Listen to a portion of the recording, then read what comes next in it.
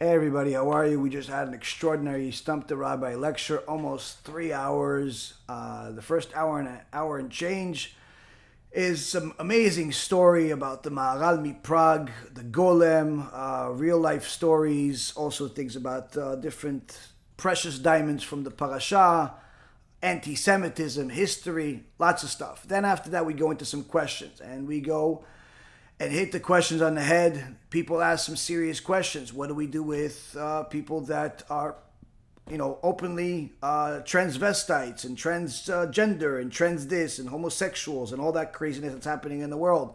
What do we do with them? We get shut down by one of the applications because people don't like the answer. Then we have some other questions about what's a rabbi. Who's to say that I should listen to a rabbi?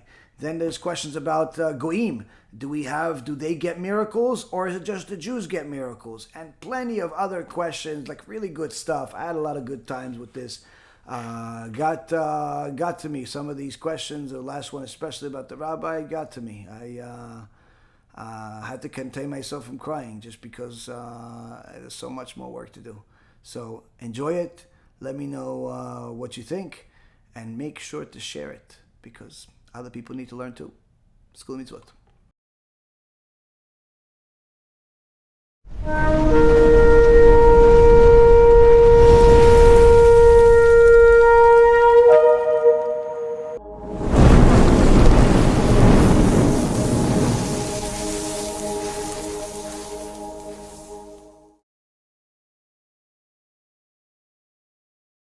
Hashem Naaseh v'Natzliach, Shiur Torah, Bruchim Habayim. We're back here on our Wednesday night program of Stump the Rabbi, where after some Divrei Torah about the weekly parasha, different events that are happening out there, we will ask the crowd to ask as many questions as possible, and Be'ezrat Hashem, HaKadosh Baruch Hu will give us the answers. Tonight's shiur will be for the Refuah Shlema for Rabbanit Levana Bat Sarah, Rav Ephraim Ben Shulamit, Rabbanit Sarah Bat Anat Avi Mori, David Ben Nesriya, Imi Morati Doris Bat Jora, and also for the Atzlacha Rabba for all of Am Yisrael and all the righteous Noahis that continue to learn with us, support the cause, and all the things that we're doing at the organization, Baruch Hashem. So, there's a lot of material, a lot of interesting things. One of the things I want to remind everyone that wants to donate, wants to support, because if we don't remind, people simply forget. If you want to donate, you can go to our website, be'ezrathashem.org, be'ezrathashem.org, or you could donate on the app, or you could donate on Facebook, or you could donate even on YouTube now. For anyone that wants to do a monthly program, $20, $50, $100, whatever it is, we even have an option on YouTube where you could subscribe, but this is purely for donation purposes, that you can do that too. Really just, putting donations for Torah as part of your life, especially when you make it something that you do it on a regular basis, is one of the greatest things that a person can do for the sake of bringing blessings to their life during times of trouble. The Gemara says that if a person sees that their money is being lost, where they're losing money in investments, they're losing their job, they're losing things, the Gemara says a person should give tzedakah. They could actually, should give more tzedakah. Now this, rationally speaking, if a person is looking from the business perspective of things, financial perspective of things, if he asks his financial advisor or accountant if that makes any sense, they're all going to say no. If you're losing money, the last thing you want to do is give charity. The last thing you want to do is give tzedakah, because that means you'll have even less money. But of course, we work based on a divine law. And the divine law tells us simply that if a person wants to have more blessings in their life, they have to do as much as possible to support the Torah. Why? Because this helps people fulfill their objective in life, fulfill the purpose of life. And the more a person supports Torah, the more they're earning merits. The more they're earning merits, the more they're giving God a reason to give them even more parnasah, to give them even more sustenance. Because when the sages taught us the Mishnah, they taught us that schar mitzvah, mitzvah. The Mishnah in Masechet Avot says that the reward for a mitzvah is another mitzvah. Why is the reward for a mitzvah another mitzvah, and not simply a penthouse, or maybe a new Lamborghini, perhaps maybe a diamond that is priceless, or one of these paintings that people call priceless. Why not that?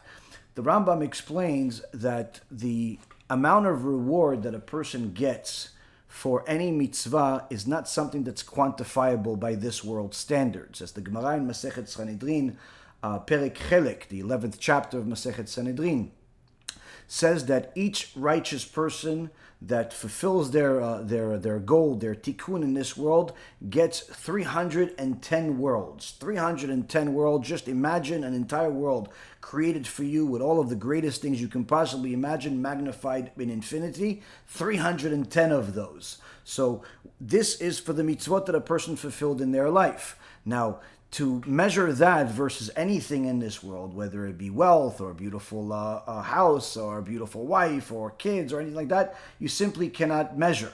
So the Rambam explains that since even the smallest mitzvah will earn a person an extraordinary amount of reward, there's simply no possible way for God to give you a reward in this world for your mitzvot. So why do some people get more money or houses, or even tell you, listen, if you donate, you'll get even more blessing? Why is that?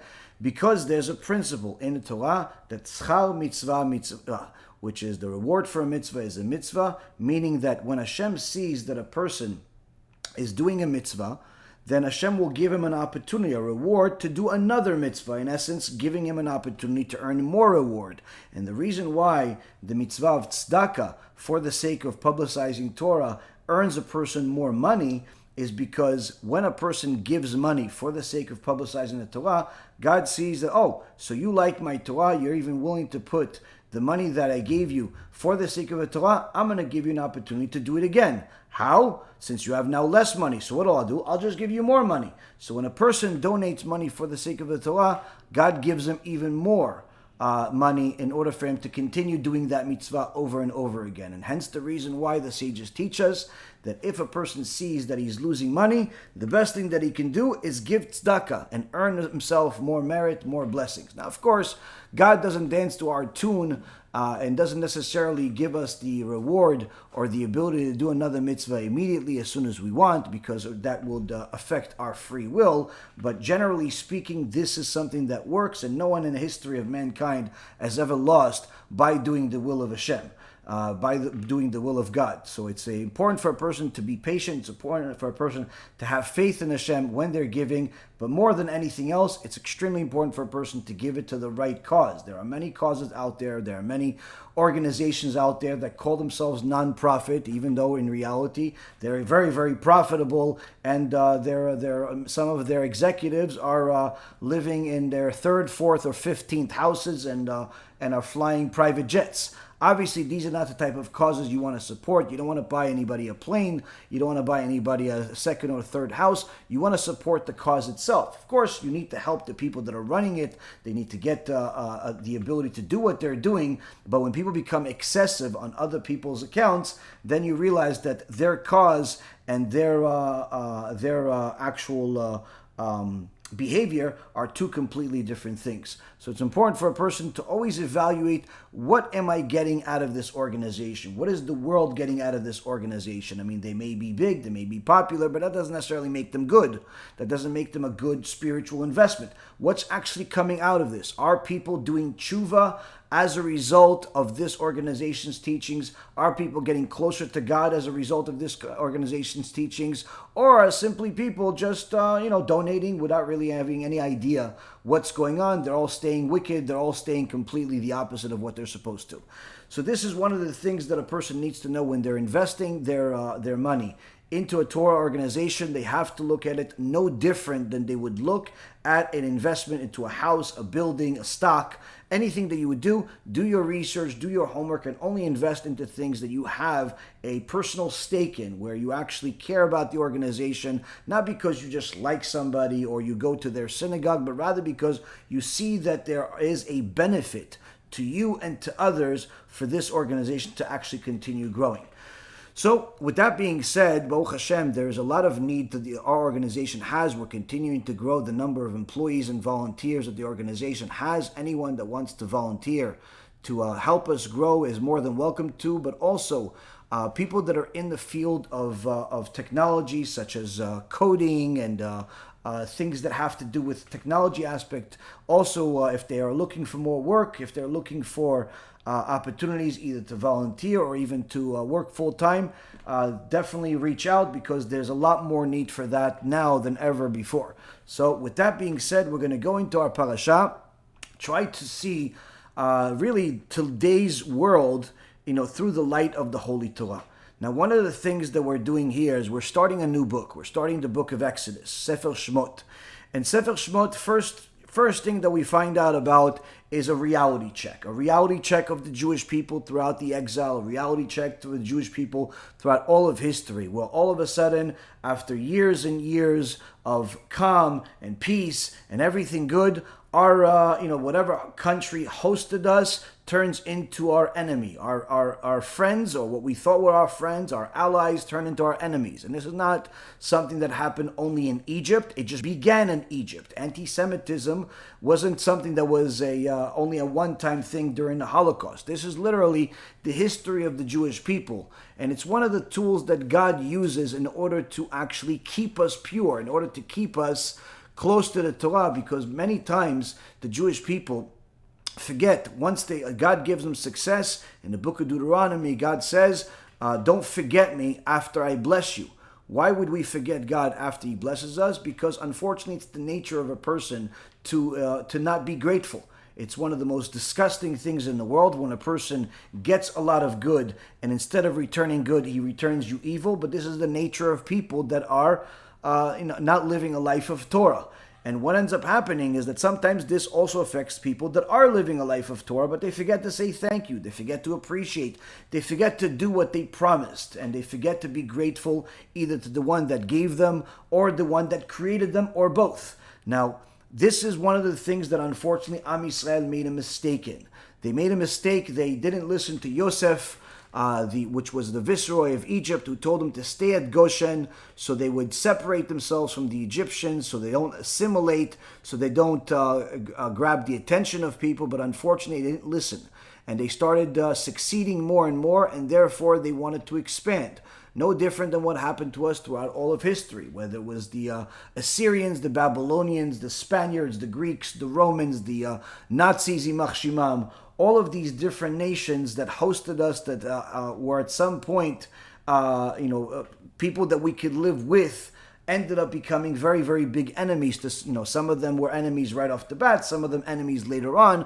But what we saw during the Holocaust, for anyone that learned Torah, was nothing new. In fact, many of the sages of that time predicted that this was going to happen as a result of the evil actions of the Jewish people, where not evil actions to their friends and to their hosting country per se, but rather evil actions towards their God, their creator, where they abandoned the Torah, where they started living a more secular life, creating Zionism and Reform Judaism and Conservative Judaism and all types of different cults and segments that were literally antithetical to the Holy Torah. Now, of course, many of the non-Jews out there that are not familiar with the Torah, not familiar with Judaism altogether, think that Judaism and Zionism are synonymous. But the truth be told is that the two could not be any different from each other. Judaism and Zionism are actually polar opposites. Zionists are not just secularists, they're actually against the Torah. They're communists. They're against the Torah in every aspect,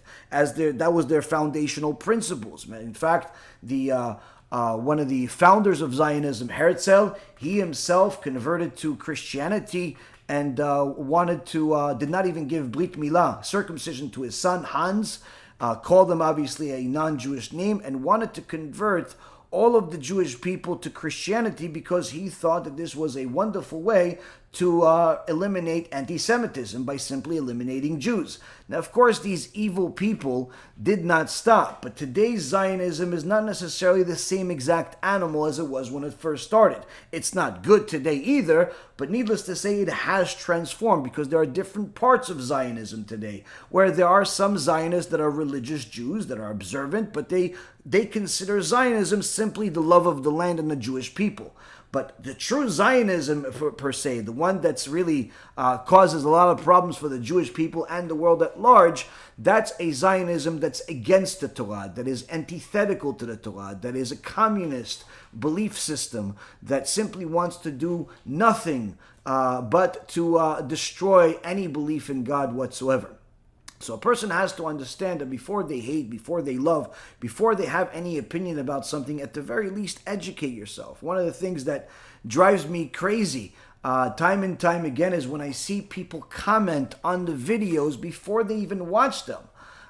They simply decide that they know what the video is going to say just because of the name. I mean, haven't you heard of the expression, don't judge a book by its cover? Apparently, people haven't read enough books in order to even hear the expression. But needless to say, many people jump to conclusions, and this is not just from the Jewish world. This is the whole world at large. People jump to conclusions. Immediately, people are now feeling bad for the wicked person named Shmuley Boteach, who considers himself a rabbi and even America's #1 rabbi, but the reality is there's no one more wicked than this person who has desecrated the name of God in recent years like he does, his daughter does, with all of the horrible behavior that they have. But he, of course, fiends the attention, loves attention, and in the last few days he was assaulted verbally by a couple of Arabs that said free Palestine. Now, of course, it's never nice to hear some terrorists say free Palestine and tell you that they hate Jews and such, but I feel no bad whatsoever for Shmuley Boteach, not because of this particular, but that's because he brings this stuff on himself. He brings this stuff on himself. He lives for this. He looks for any attention that he possibly gets, that he can get, regardless of what it takes. If that means supporting homosexuals, that's against the Torah, he'll do that too. He'll support the homosexuals. If that means making vile videos where he's grabbing the crotch of some other male member out there, he'll do that. He'll post that online. Now, it's enough that you did something terrible like that. It's even more disgusting that you're actually publicizing this stuff. If it's publicizing his daughter's sex shop in Israel, he'll do that. Why? That gets attention. So the guy is an evil person and is antithetical to the Torah, but of course there are going to be some people reading the headline, seeing that, Mr. Shmuley Boteach got assaulted by a couple of rabbis that don't like Jews,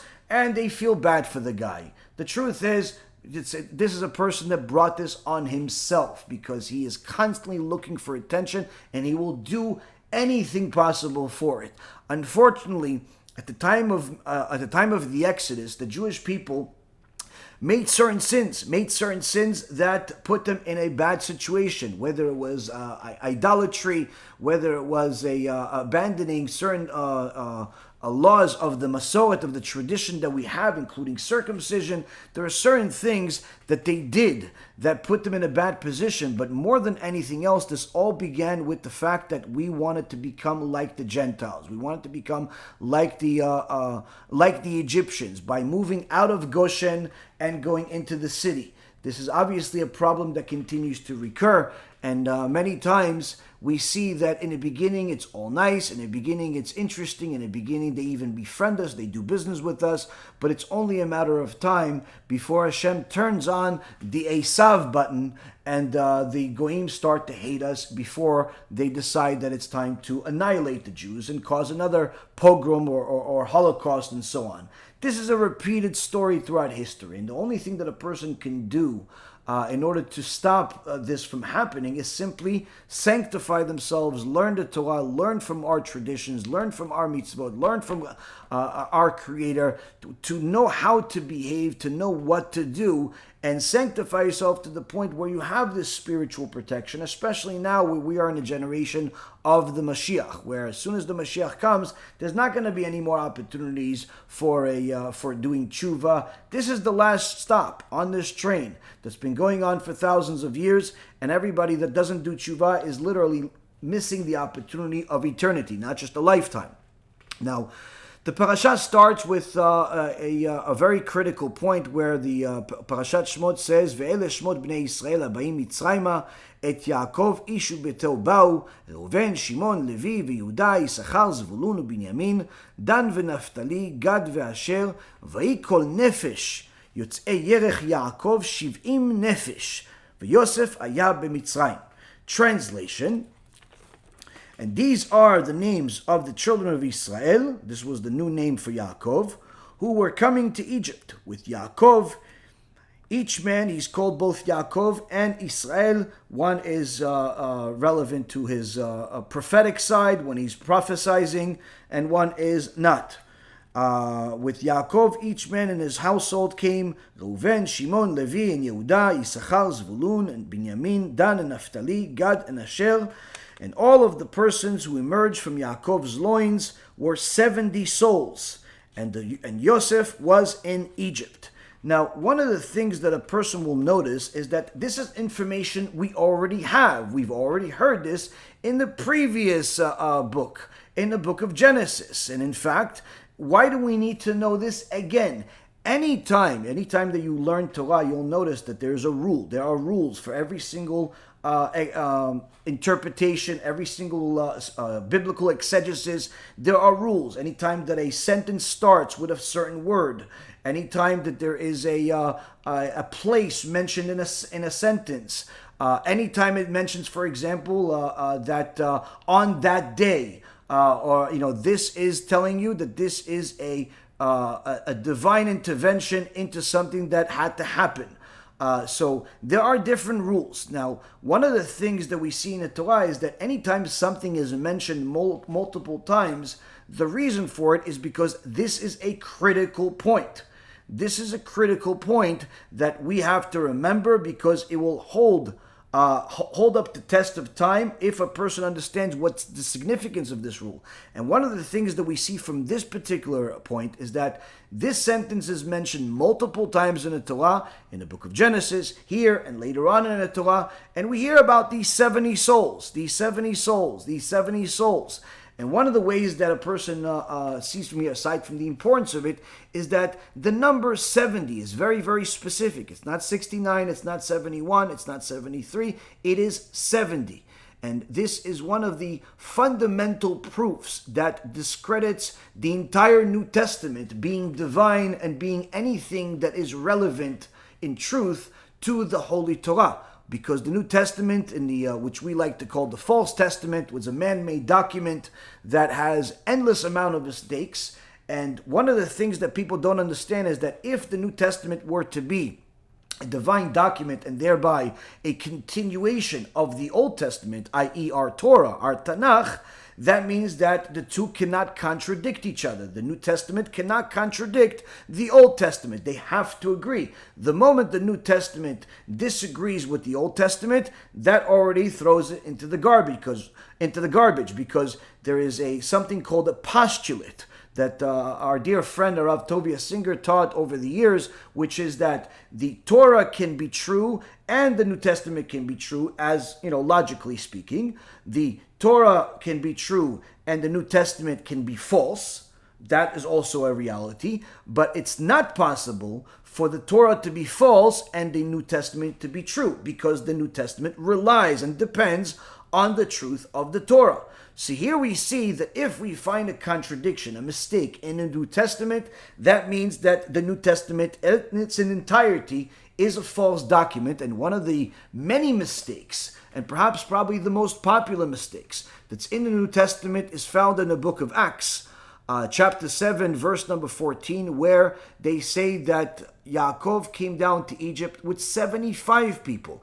And for the last 2,000 years, the Christians have been trying to get themselves out of this hole with all types of convoluted explanations of why it's this. And of course, any pastor, priest, or missionary that you speak to will give you a different argument, and that's because there is no argument. There is no uniform argument. Everyone will give you a completely different excuse of why it is, because there's really no legitimate reason. Now, if they're going to bring you some type of book that was written by a person over the last 20, 30, or even 100 years that gives you an excuse, this is not a valid argument. And the reason why, because by default, anyone that is learning the Torah or even the New Testament, lehavdil, today has information that is in essence supposed to be part of a tradition, which means that this information is not new. It is actually relying on the shoulders, on the back-breaking efforts of the previous generation. Which means that if somebody came up with an excuse of why there is 75 in the New Testament versus 70 in the Torah, today, that means that there has to be a tradition over the last 2,000 years since this idolatrous religion began that is in essence saying the same thing. And that's one of the things that you will never find. You're not going to find the people's arguments today from Christianity and missionizing and what they call themselves Messianic Jews. You're not going to find that their arguments have any legs to stand on if you look back to the foundation. If you look back 300, 400, 500, 600 years, 1,000 years, 1,500 years, you'll see that the arguments are just simply new innovations just to get themselves out of the hole. So we see that the Torah put a special emphasis on this number.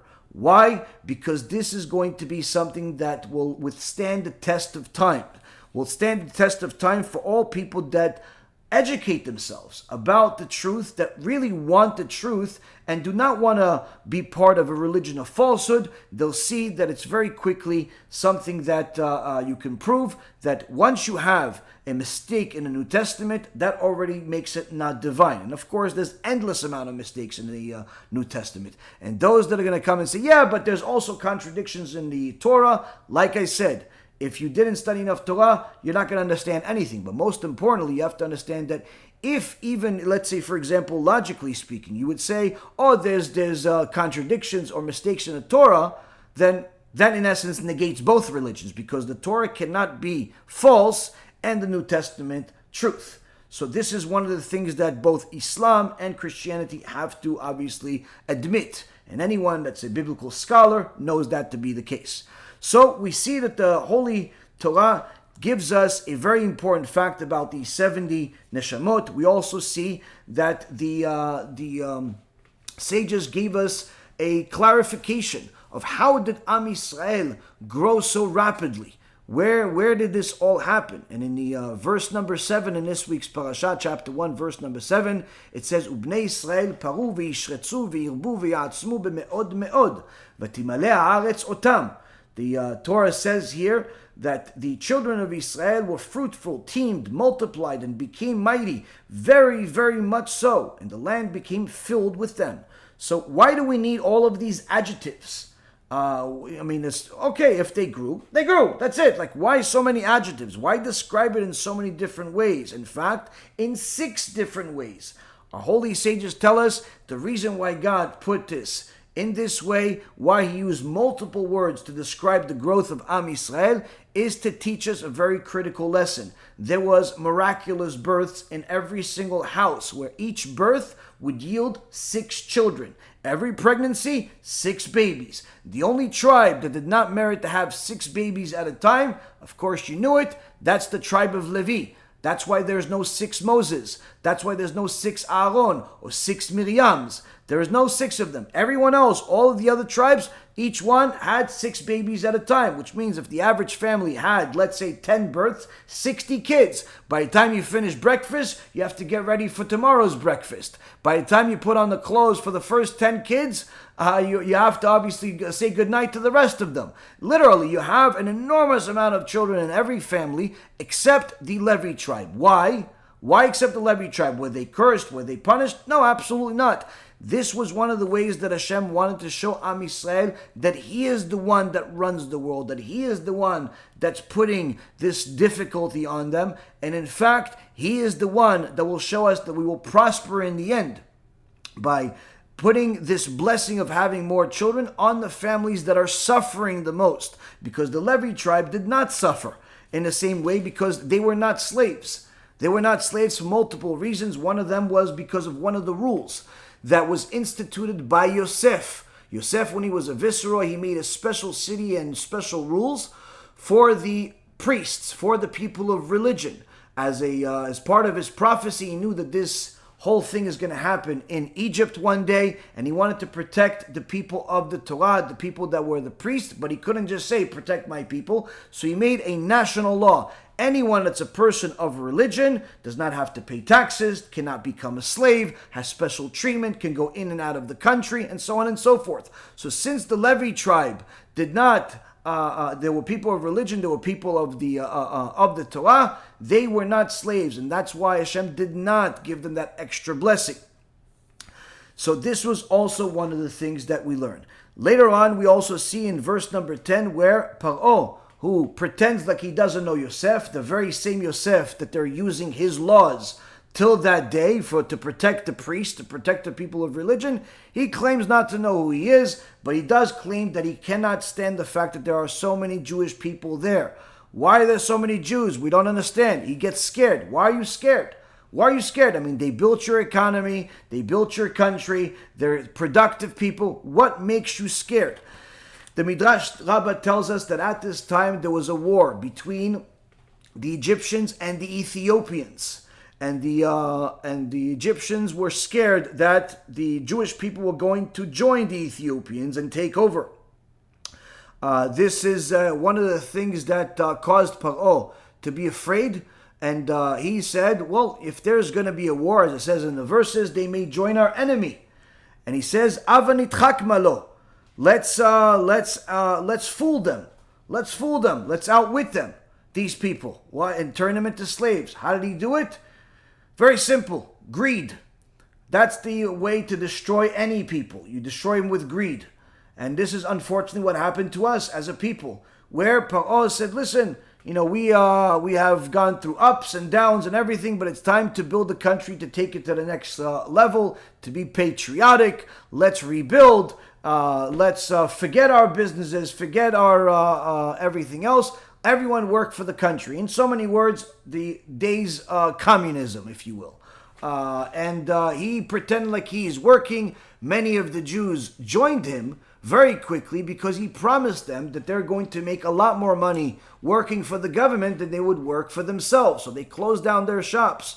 But, of course, shortly later, he did not pay them. He just lowered the salaries until their businesses all went to nothing. And before you know it, they all became slaves. So the only tribe that did not get affected by this was, again, the Levi tribe. That did not follow the enticement of Paro because they were too busy learning Hashem's Torah. Now, again, when people are hearing this for the first time, they're saying, wait a minute, didn't we get the Torah and Mount Sinai, years later? Yes, but there was still an oral Torah. The oral Torah was already something that we had since creation.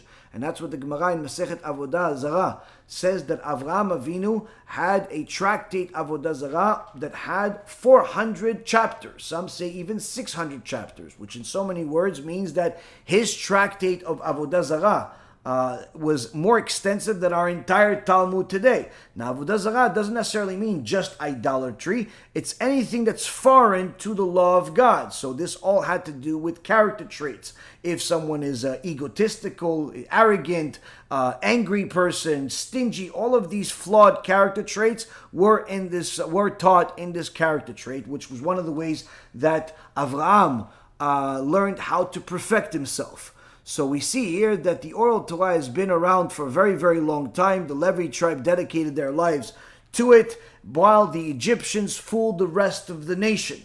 And before you know it, these friends, these allies, these neighbors quickly became our enemies. And unfortunately, this is something that has repeated itself throughout history, most recently in Germany, where we had many Jews live in Europe. Many Jews loved living in Germany, so much so that they started calling Berlin, the capital of Germany, their Jerusalem. Of course, the assimilation in Germany was at the highest level.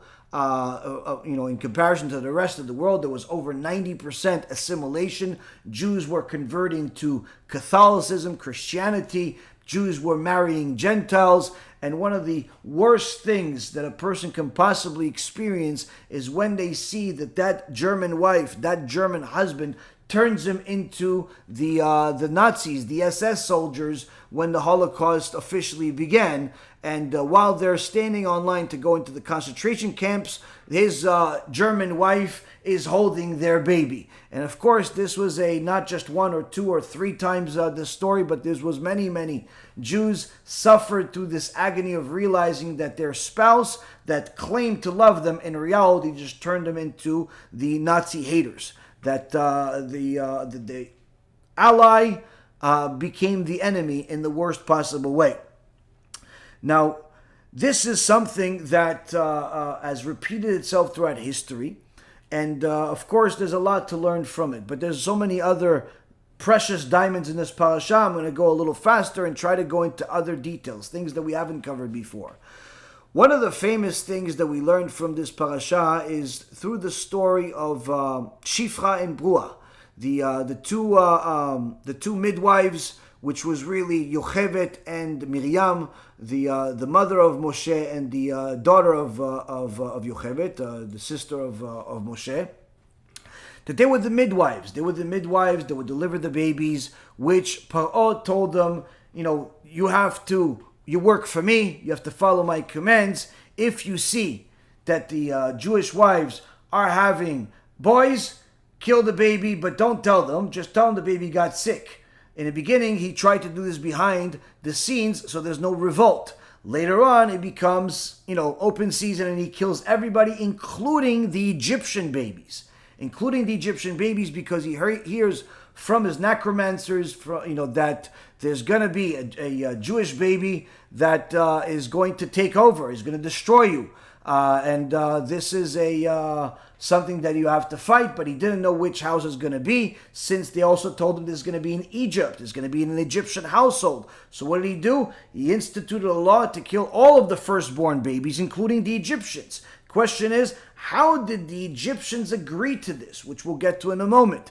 But one of the things that we see from Shifra and Pua, we hear from Yocheved and Miriam, is that they withstood the test. When he told them to kill the babies, they didn't listen to him, and they came up with a very clever excuse that the Jewish women don't need midwives. They already give birth like animals. Of course, the Egyptians hated the Jews so much that they liked hearing that they're like animals, but at the same time, the plan to kill the Jewish babies wasn't working for them. Hashem protected Miriam and her mom Yocheved, and in fact rewarded them even in this world. And this is actually one of the things that Rav Ovadia Alav Shalom taught us, that actually, and by the way, this shiur is also going for the Ilui Nishmat of Arav Ba'adani, who just passed away today, one of the Gdolei Ador. May Hashem elevate his neshama to the highest possible levels, and Bezrat Hashem, may we merit to get to even an inkling of the Torah and Chesed and all the good that he did in this world. Unfortunately, we are in a generation of orphans where one Gadol after another is leaving this world, which is actually one of the prophecies that the Gemara in Masechet Sanhedrin, as well as Masechet Sotah, and many other places says that before Mashiach comes, that there's going to be the Gdolei Ador, the biggest sages in the world, will become less and less, meaning they're going to pass away, and there's not going to be many to replace them. It's going to be a generation of orphans, and that's actually what we've been seeing in recent years. One giant sage after another passing away, with pretty much nobody following in their footsteps, nobody big enough to fill in their shoes. Whether it was Rav Ovadia, Rav Shalom Cohen, Rav Kanievsky, Rav Steinemann, now we have Rav Ba'adani. Unfortunately, we are a very, very horrific situation where a person has to realize that the only way that they could survive spiritually and otherwise is by delving into the Torah to the highest power, not simply depend on being spoon-fed like many people do. So the story of Yocheved and Miriam being saved is in itself a Jewish story. Why? Because the strong women of Am Yisrael have been the ones that not only have brought us all the blessings throughout the generations, where the Gemara says that the merit of the Jewish women is going to be why, the holy Jewish women is going to be why the Mashiach is going to come. The merit of the Jewish women. And in fact, for the merit of the Jewish women, the holy Jewish women that were not promiscuous, were not immodest, they were holy women. There was only one act of immodesty in the entire 2-century time frame of Egypt. Only one woman named Shulamit Bat Divri that was a promiscuous act. The rest of the Jewish women, God himself testifies, they were all holy, they were all preserved, they were all modest, they were all amazing. And it's because of their merit that we actually got out of Egypt. And it's because of their merit why the Mashiach is going to come. Shlomit Bat Divri, she obviously made a mistake because she was too friendly to the non-Jews. She was too friendly to the Egyptians. In fact, the Midrash Shmueli says that when the Egyptians saw her, she in essence acted with him in such a way where she showed interest in him. She was interested in him, and that's why he felt at home to send our husband away and sleep with her. Now, this obviously resulted in a child that was the blasphemer, who we find out about later on in the Torah. But the holy sages teach us that her getting raped, her being with this Egyptian, didn't just happen because of bad luck. It didn't happen to anybody else. It only happened to her because she put herself in a position for these things to happen. And Hashem runs the world based on measure for measure. She was a promiscuous with her speech, or provocative, or she was simply putting her as a married woman is not supposed to talk to strange men. Other than the basic necessities of thank you and cordiality, there's no reason for you to have any friendliness with anybody, needless to say, a non-Jew.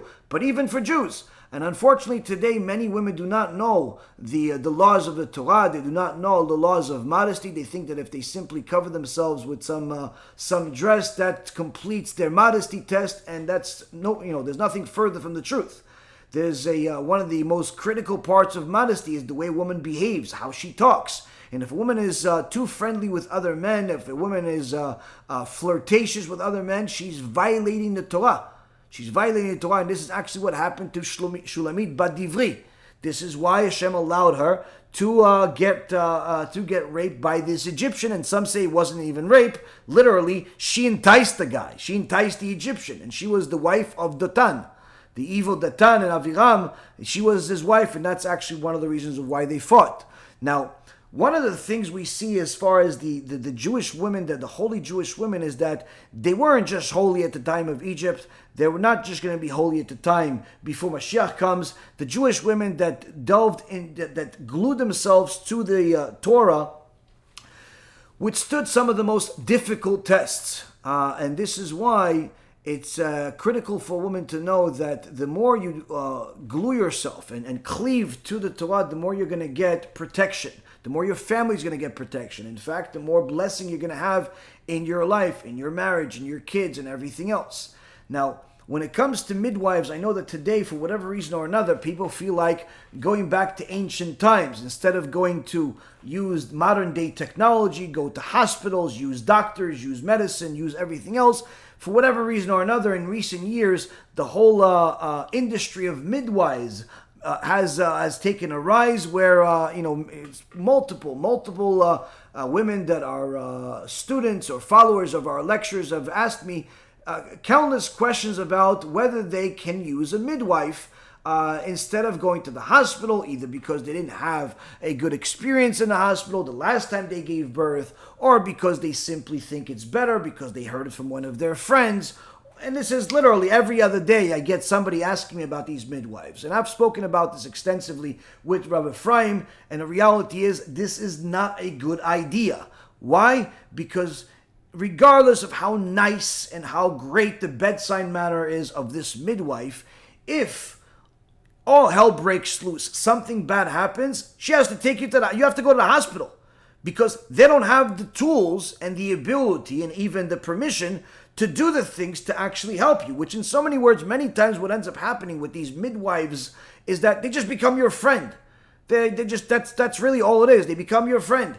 And this is obviously too much of a sensitive time during your pregnancy to look for friends. You have to obviously make sure that you're healthy. You have to make sure that you're doing everything you need to do. And I highly recommend for people to stop looking back at the time of Egypt and try to emulate the Jews of Egypt in this regard, and start using a midwife because you don't like to go to doctors and you don't like to go to hospitals. Because at the end of the day, if something bad, chas v'shalom, happens, this midwife will not be able to do anything for you.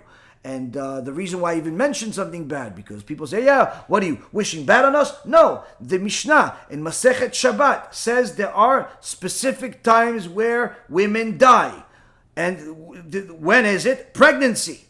Why? Now, of course, Baruch Hashem, Hashem had mercy on us that it's much lower percentage of women get to such a point, in today's world, but it still happens. It still happens. Not too long ago, somebody sent me a horrible message that their wife died during delivery. So it does happen. It does happen, and the reality is that the reason why the Gemara explains is because when a woman is delivering a baby, when a woman is pregnant, and especially when she's delivering a baby, that is considered a moment of risk, a moment of vulnerability, and her merits are being calculated at that point.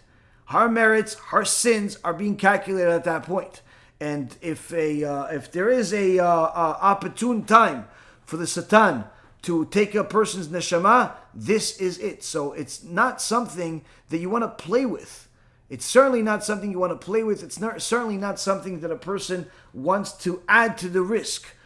So again, the advice from Rabbi Ephraim, myself, and other chachamim that I've spoken to: use the traditional, the best doctors you can find. Of course, a female doctor is the most, that's Orthodox Jew, is the highest level. But if there's no female doctor that's an Orthodox Jew available, then of course, if you could use a female doctor that's even not Orthodox Jew, but still a female doctor. If that's not possible for whatever reason, then a male doctor that's an Orthodox Jew is also okay. It's preferable to be a female Orthodox Jew, and the reason for that is because they're familiar with the halachot, they're familiar with the removing the blood in order to make the recovery take less time, so you're not nida for as long. There's a lot of intricate details when it comes to the halacha of pregnancy and so on. So a woman has to do herself a service by not looking for a friend during their time of pregnancy, not looking for people that are nice, not looking to be popular or in the new mode, but rather to be halachically correct. Now, the stories that we have in our tradition when it comes to midwives obviously are numerous, and perhaps the most extraordinary story that I've told over the years is actually what happened at the time of Rabbi Kadosh, where there was a decree that you're not allowed to circumcise your kids, but his father, Rabban Gamliel, still circumcised them, and they changed him and Antoninus, who was a non-Jew at the time, but one of the children of royalty, and they changed the babies and they switched them. The parents agreed to switch them in order to show the Caesar that the baby didn't get circumcised. Now, I've told the story in the past. I'm not going to say it again. The point being is the stories with babies, midwives, all that stuff, they're always very, very interesting. But aside from this story, I think that the most extraordinary story is the one that I'm about to tell you. One of the great sages that lived about 500 or 600 years ago, that in fact many of the great Hasidic leaders came from, whether it's the Rabbi Zalman Miliadi, the founder of Chabad, or Rabbi Nachman Breslev, and many, many other great sages came from him, were his descendants.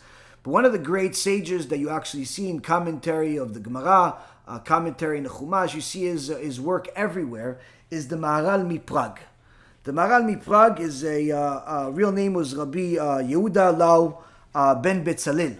And the Maharal of Prague, he is well known for, aside obviously from the Torah commentary and the extraordinary amount of Torah that he learned and taught, he's known as the one that created the golem. The golem, which is in essence taking the earth and using Kabbalistic knowledge, creating a person. Now, these golems were also made at the time of the Gemara. The Gemara Masechet Sanhedrin has a story where there is one sage makes a golem and sends this golem to his friend at the Bet Midrash, who knows that this is a golem immediately because they can't speak. Only Hashem gives the power to speak. So these golems, cannot speak, but they were created throughout time as one of the tools that Am Yisrael used to protect the Jewish people if there were Jewish women being raped or being attacked or kidnapped. So at this time of the Maharal of Prague, there was an extraordinary amount of blood libels. And one of the enemies of Am Yisrael was a Christian by the name of Todros. He was literally the arch enemy of the Jewish people and of the Maharal of Prague.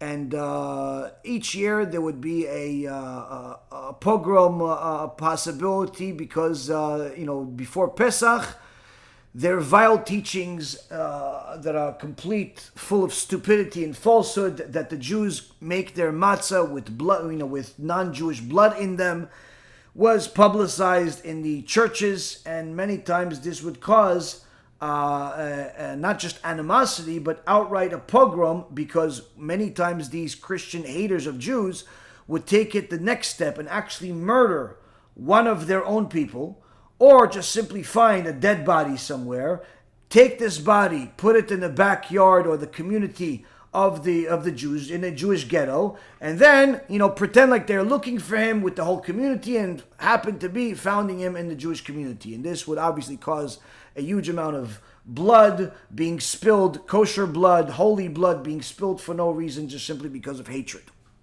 Now, the Maharal of Prague created this golem. He called him Yosaleh. And there are many stories about this golem. In fact, anyone that goes to Prague will see that there is actually a building till this day that has the golem in it, buried in there. There's stories on there. It's a well-known story. Now, aside from this, there are many, many other things that are told about the Maharal of Prague. But of course, there are times where you could say, yeah, but this was exaggerated, this was that.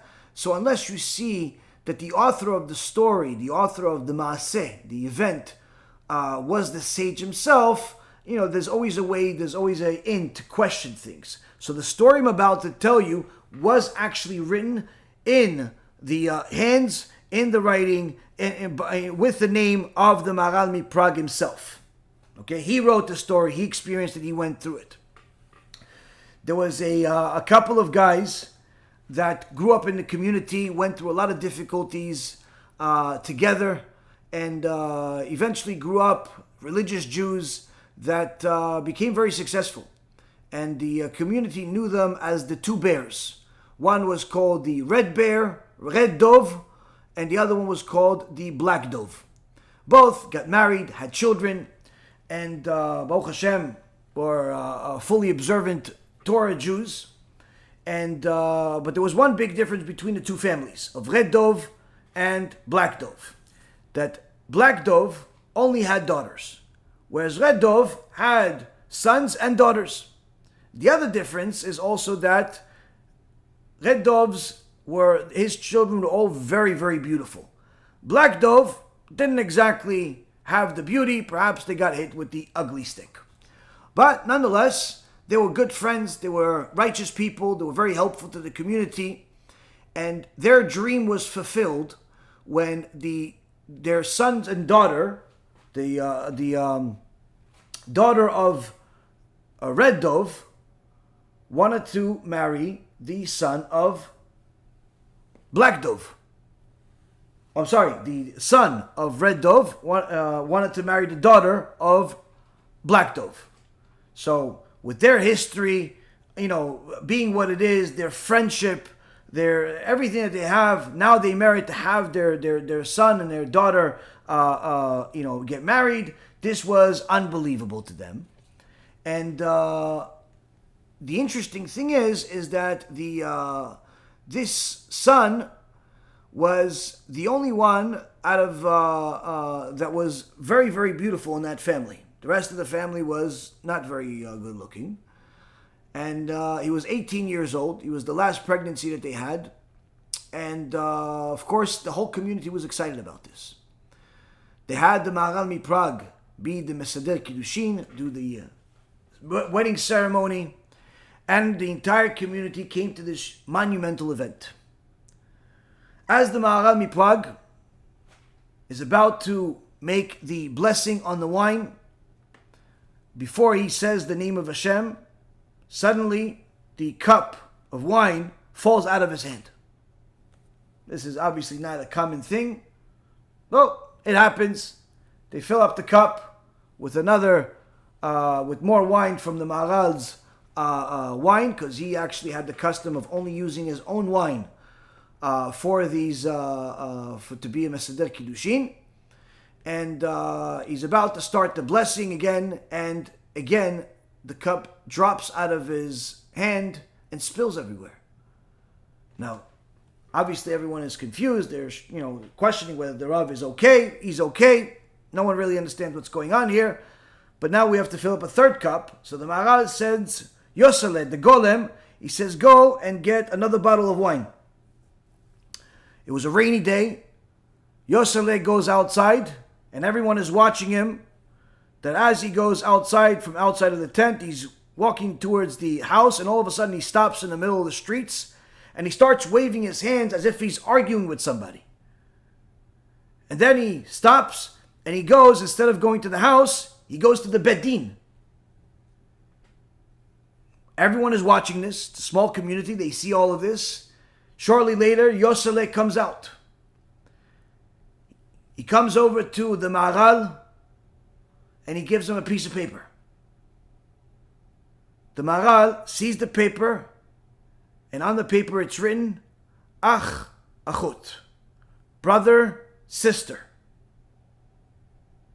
The Maharal says to Yosef, where did you get this from? And Yosef can't speak, so he tells him to follow him. The Maharal follows him. He takes him to some window. The Maharal listens into the window.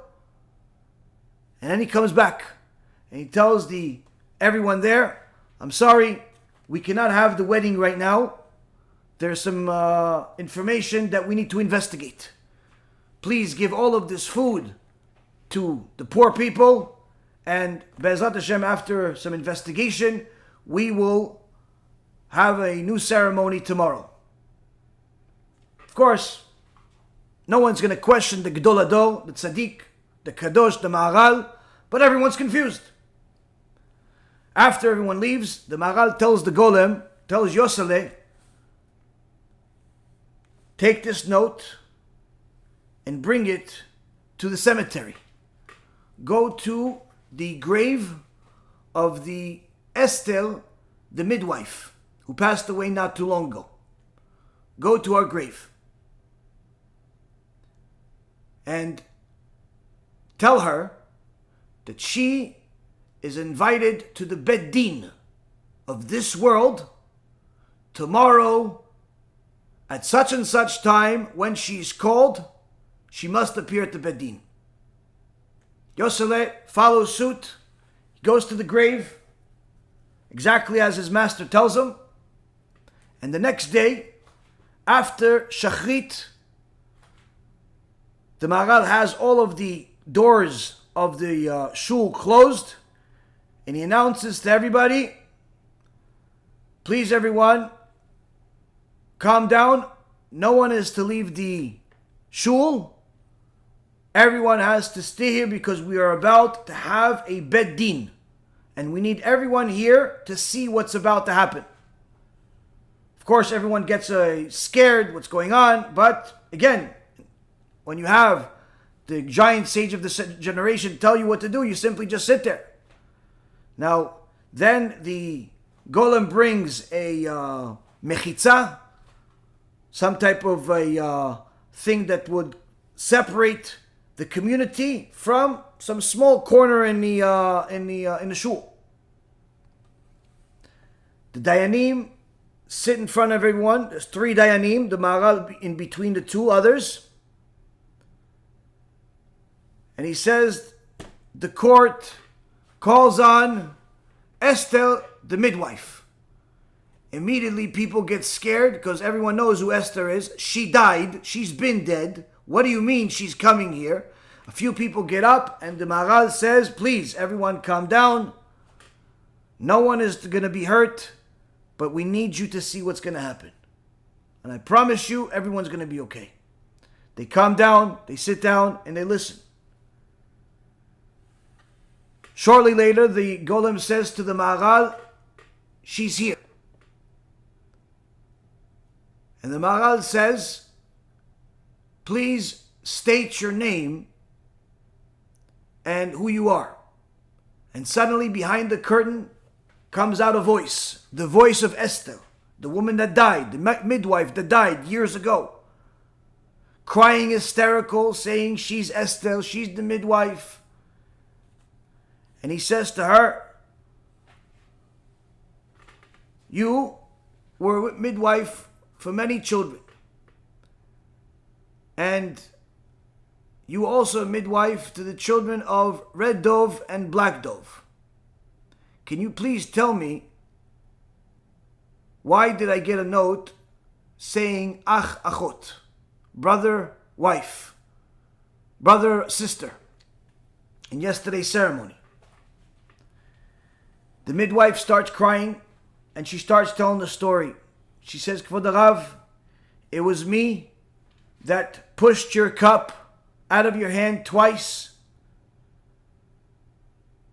It was me that stopped Yosef from going to the house to bring more wine. It was me that had him write the note because I need your help to fix a very wrong thing that I did, that I'm suffering for every single day since the day that I did it, and even more so since I died, as I am in Kafakela. And the story is that I delivered a lot of babies in the community, she says. And I knew all of the parents and had a very special relationship with all of them.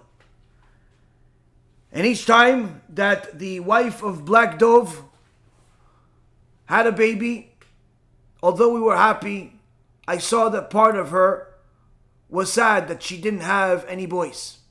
They wanted to have a boy so he could learn Torah, so he could be a rabbi, so he could be a chacham. But she had one girl after another. But because she was such a good friend to Red Dove's wife, each time Red Dove's wife had another baby boy, she would genuinely say Mazal Tov and be happy. But inside she was crying that she did not merit to have it. And after experiencing this time and time again, I promised myself that if I ever have the opportunity that to help her have a boy, I'm going to do it. And as happened, she was pregnant, and I had a plan. She was pregnant, and Red Dove's wife was pregnant at the same time. And I said to myself that if they both deliver the baby at the same day, and Black Dove's wife delivers another girl again, I'm going to switch the babies. And that's exactly what happened when they were both delivering in the same day. I said, this is perfect for my plan. I brought a very big diaper so I could cover the baby immediately. The mom can't tell. She's obviously just had a baby. Take the baby away, tell him I have to check him. But immediately tell him Mazal Tov. No matter what happens, no matter what comes out, tell him Mazal Tov, you have a boy. And go quickly and switch it with Red Dove's baby. Now, what ended up happening is that Black Dove's wife actually did have a boy for the first time. And I said, Mazal Tov, you have a baby boy, and she was happy. But I didn't let her see the baby. I took the baby because that was the plan, but everyone was happy. She really had a baby boy. But then I looked at the baby. And I'm not trying to offend anyone, she says. But I've seen a lot of babies in my life. That baby did not look normal.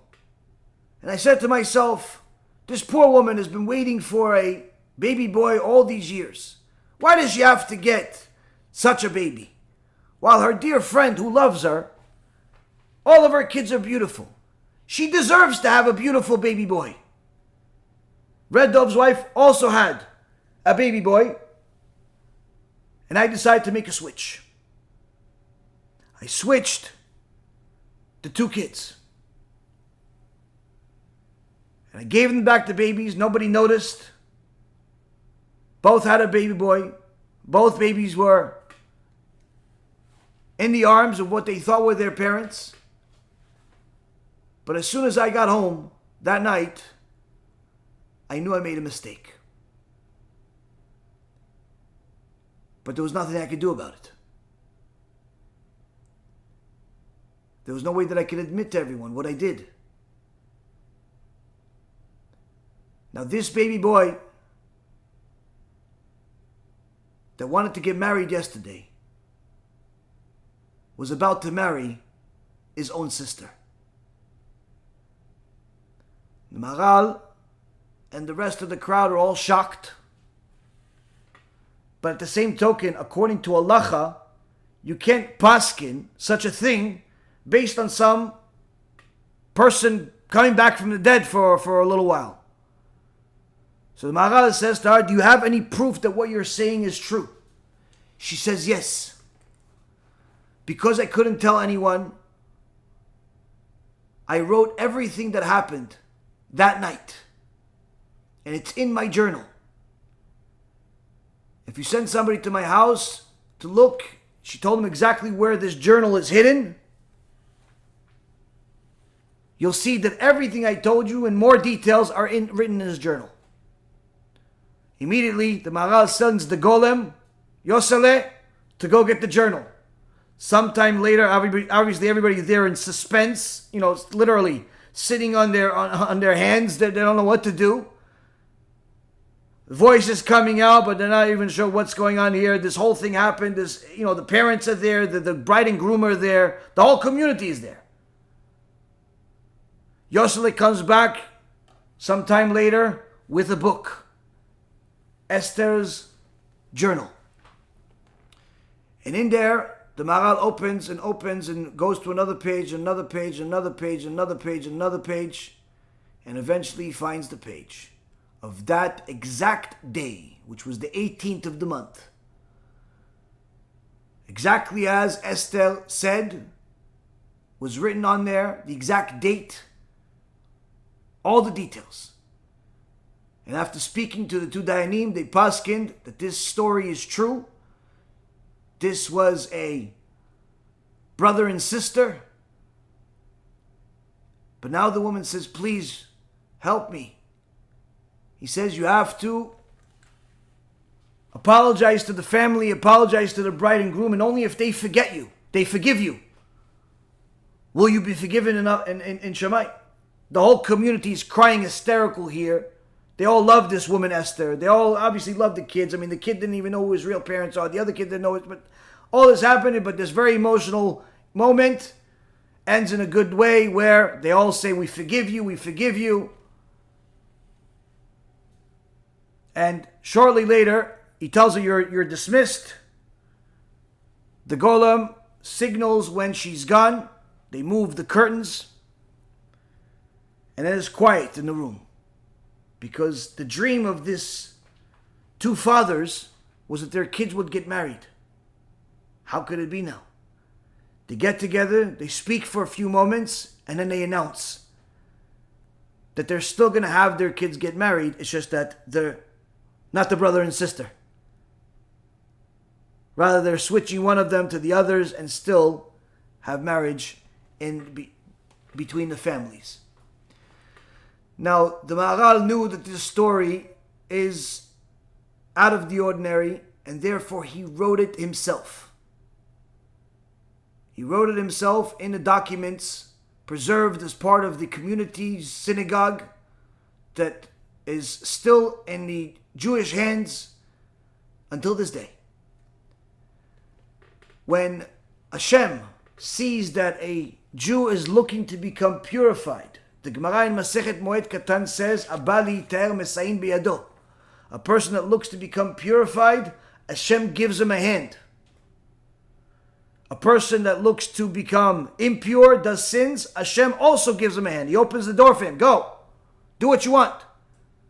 Hashem will help you regardless of what you do. You want to do good things, Hashem will help you. You want to do bad things, Hashem will also open the door for you. Do what you want. You have free will. But we see here that Hashem will even help somebody in a situation like this without the person even realizing that they're being helped. Where before the Maharal was about to say a blessing in vain, because obviously a brother is not allowed to marry his sister, Hashem protected the holy sages' words. Before these two holy families would make a unforgivable sin, Hashem protected them. Before these two kids married each other and committed a sin without even realizing, Hashem protected them. Hashem's divine hand is in every single part of our lives. And the more a person understands that Hashem is the one that's literally running the show, the more they'll have faith that everything is going to be okay. Even if it hurts, even if it is difficult, even if it is something you don't understand. And in fact, one of the principles of the Jewish faith is that God is unique. He is one. There's nothing like Him. Ain Od Milvado. He's beyond our comprehension. And the Rambam extrapolates on that, saying that if one of the reasons why we say that He has no image, He has no likeness of an image, He has no body, is because all of those things, the image, the body, the likeness of a body, these are all things that would limit God. These are all things that could be replicated or compared to something else. But the Holy Torah says, Ain Od Milvado. There's nothing else but Him. Nothing else can be compared to Him. And if you were to be able to understand Him or compare anything to Him, you'd be Him.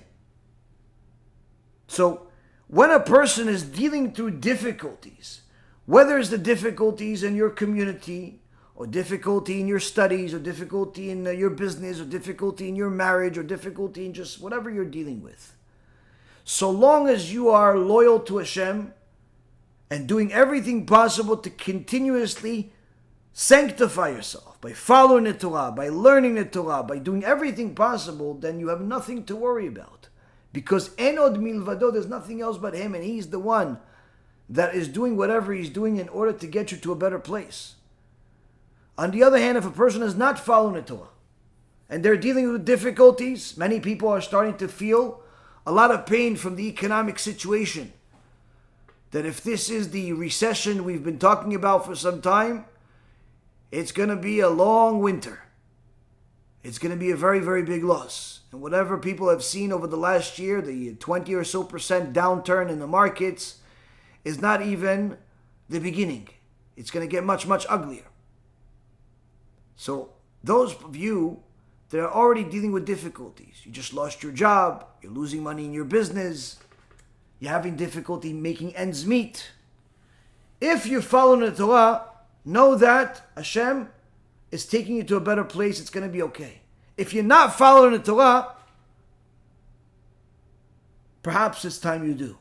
Because you're going to need as many merits as you possibly can to survive the winter, financially and otherwise.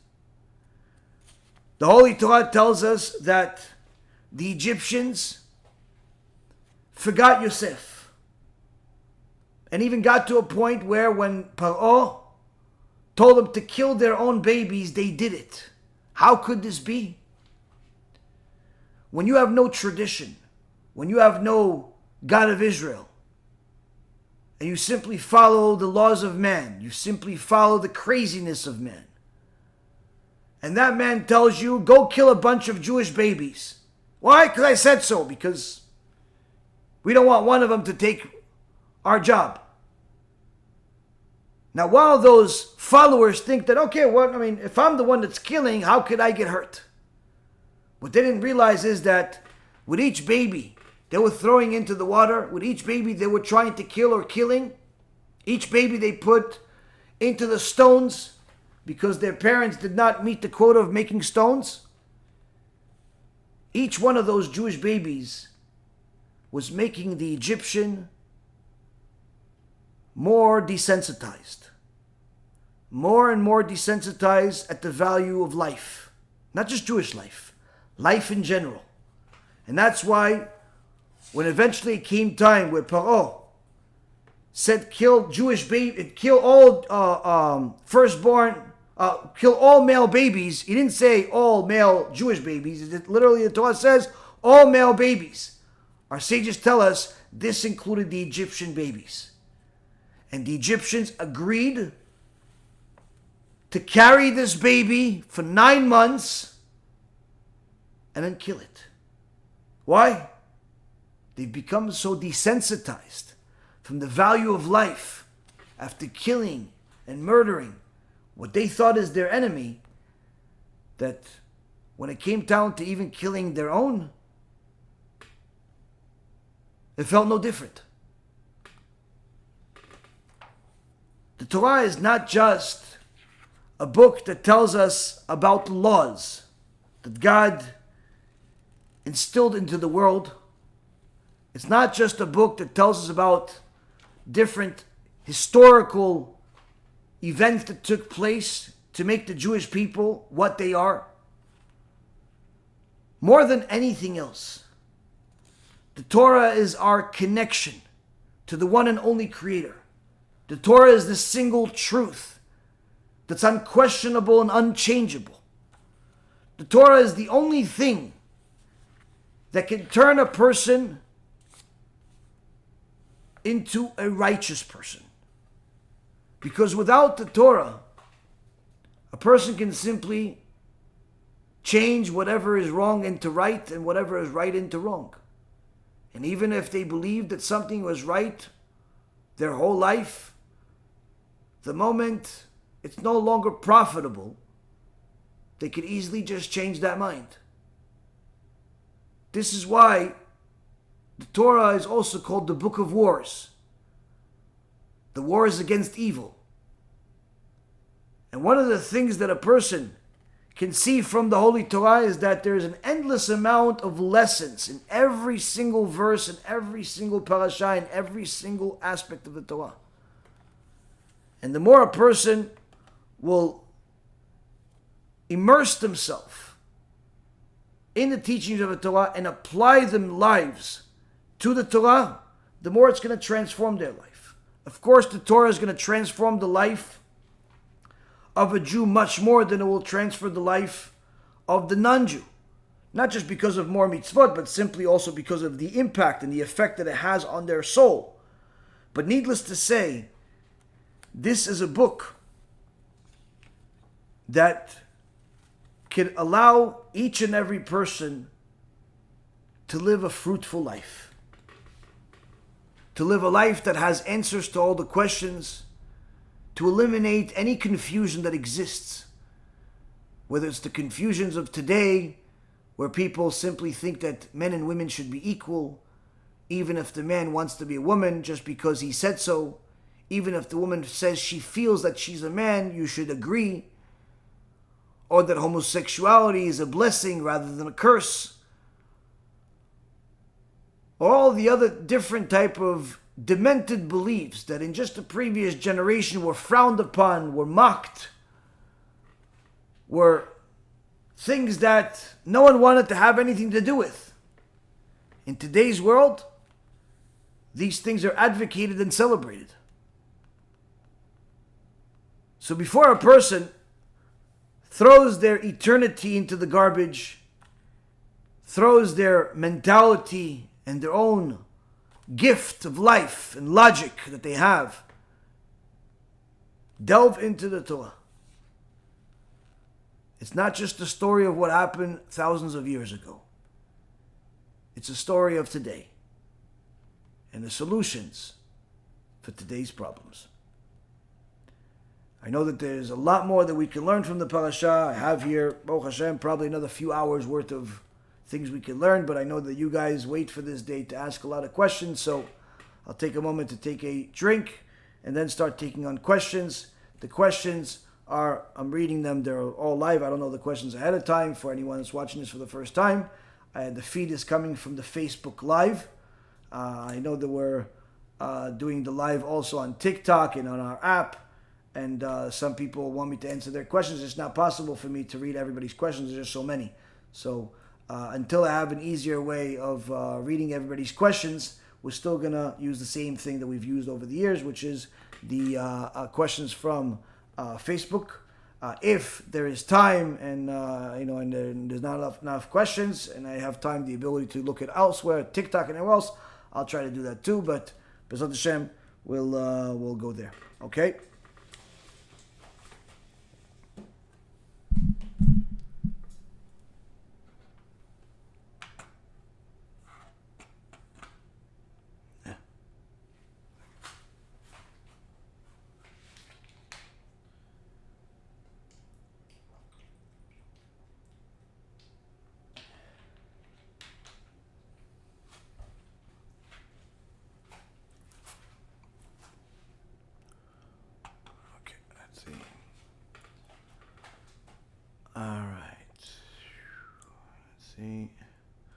Okay, Moshe is the first question.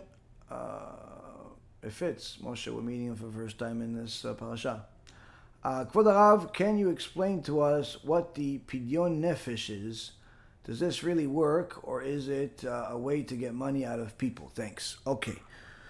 So the Pidyon Nefesh is certainly something that works if the right person does it for you. It is a practice that very holy people can do, usually people that are very learned in Kabbalah.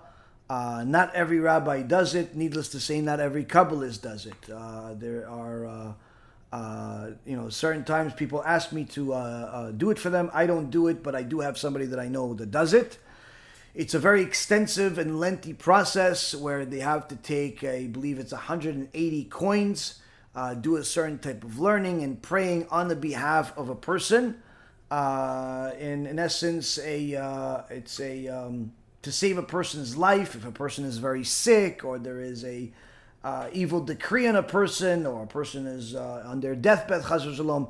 Anytime there are major issues, this is in essence one of the teachings that we have in the Jewish tradition, that if a person has somebody to do it for them, this can certainly help. You can compare it to, let's say, like bringing a sacrifice, but it's the process itself is very detailed. It's very lengthy, and even people that I know that certainly know how to do it, they just don't have the time to do it. So that's why people that typically do it, they charge. They charge us, they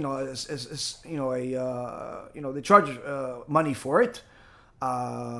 Because it takes time. It takes time. It's aside from getting the coins, there's also an expense for the rabbi's life, the rabbi's time for doing it. And if you have the right person doing it, then certainly it can help. Certainly it can help. We've done it for a few people, but most of the times when people ask me about it and I tell them the price, they tell me no thank you.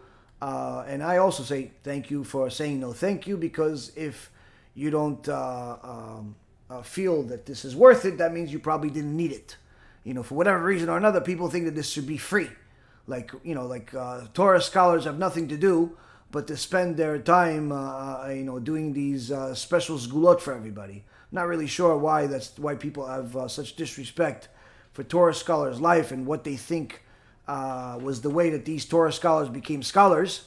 But also this happens a lot of times in different ways, where people, like just today, literally, this is live. I got 2 different urgent messages, 911, from 2 different completely unrelated people. Oh, one of them said my brother, and the other one said my son is marrying, my Jewish son, or one of them said my brother or Jewish brother is engaged to a non-Jew. Please save him. Like, what do you think I am? Like Superman or something, or I'm a magician or a sorcerer? Like, how do you think this works? If somebody is is about to marry a non-Jew, if somebody's about to intermarry, that means that they have been in this whole thing for a while. You don't just find somebody in the street and just decide to marry them. I mean, unfortunately, it happens to a certain extent, but obviously it's not common. If they're engaged, that means they've been together for a while. Where were you while they were dating? Why didn't you say save me when he first started dating this non-Jew? Why didn't you say save me and help me when she first started talking to this person? Why? Why did you do that? Why did you wait until they're engaged? So that's the thing. That's, people wait, number one, until it's too late. Number two, what do you think? I'm just going to call this guy and tell him, listen, it's not good, and he's going to listen to me? I mean, it's the most naive, crazy thing that people do. And last but not least, for whatever reason or another, people think that rabbis have the responsibility to take on all your problems. Now, of course, we're here to help, but you have to give us some, you have to give us some help here. You have to, be involved. You have to do more than just send a message. Listen, my son that doesn't know anything about Torah, my son that doesn't know anything about the truth, my son that's been eating non-kosher and I raised him in a public school, he finally decided to marry his girlfriend that's not Jewish. For the last 4 years, he decided to finally marry her. Like, what did you think? We should call him, don't do it, he's going to listen to us? No, he loves this girl. He thinks it's perfectly normal. You obviously have supported it to a certain extent by not crying foul for all those years. And in fact, you're the reason why he did it, because you raised him the way you raised him. So now, if a person wants to make a change, it has to come from the person themselves. It can't come from his parents or his friends. And the way that change happens is education. Learn what the truth is. Learn about the fact that the Torah is divine. Learn about the fact that there is a creator that judges you and punishes you if you don't follow the Torah, and rewards you if you do follow the Torah. And learn about the fact that there is a prohibition from Jews marrying non-Jews. Simple.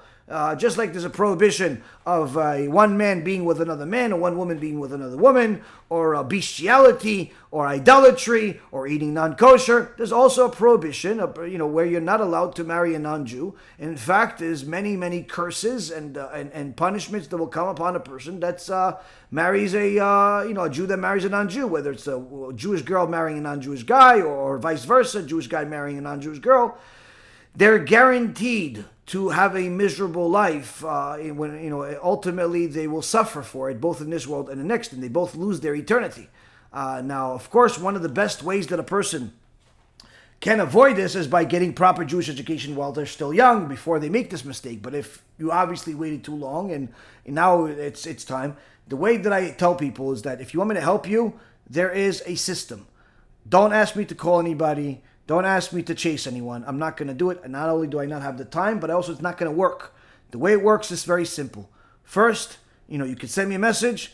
The person himself needs to send me a message, or at least I know he's interested, or at the very least, give me a WhatsApp number. We send him my personal story, which obviously also has intermarriage as a very big and significant part of that story. It's part of my journey also. And if he or she watches that film, they will immediately come to a conclusion. First conclusion is whether they like me or dislike me, whether they believe that I could be a vessel that could help them, or simply they can't stand me. This is a critical part. Why? Because if I am the vessel, they'll listen to what I say. If they can't stand me, they think that I'm the enemy for whatever reason, then it doesn't matter how good of a speaker I am, or how smart I am, or how religious I am. That's not going to help. That's not going to help. Now, of course, different people come and wake up at different times. I actually had a situation where some time ago, a Jewish woman that is dating one of my students, he recommended for her to reach out to me. Now, he's a Baal Tshuva. She was completely secular, grew up literally completely disconnected from the Torah. And he wanted her to start learning my lectures. So she said she asked questions. She grew up liberal, feminist, all that stuff that's opposite of Torah. So she sent me some questions, and I started answering the questions like I answer all the other questions, with the truth, without taking any political correctness into account. And in the beginning, she getting all the answers. It was a shock to her. But then as she started getting more and more answers that were hitting a nerve, and she watched a couple of videos, she decided that I am enemy number one.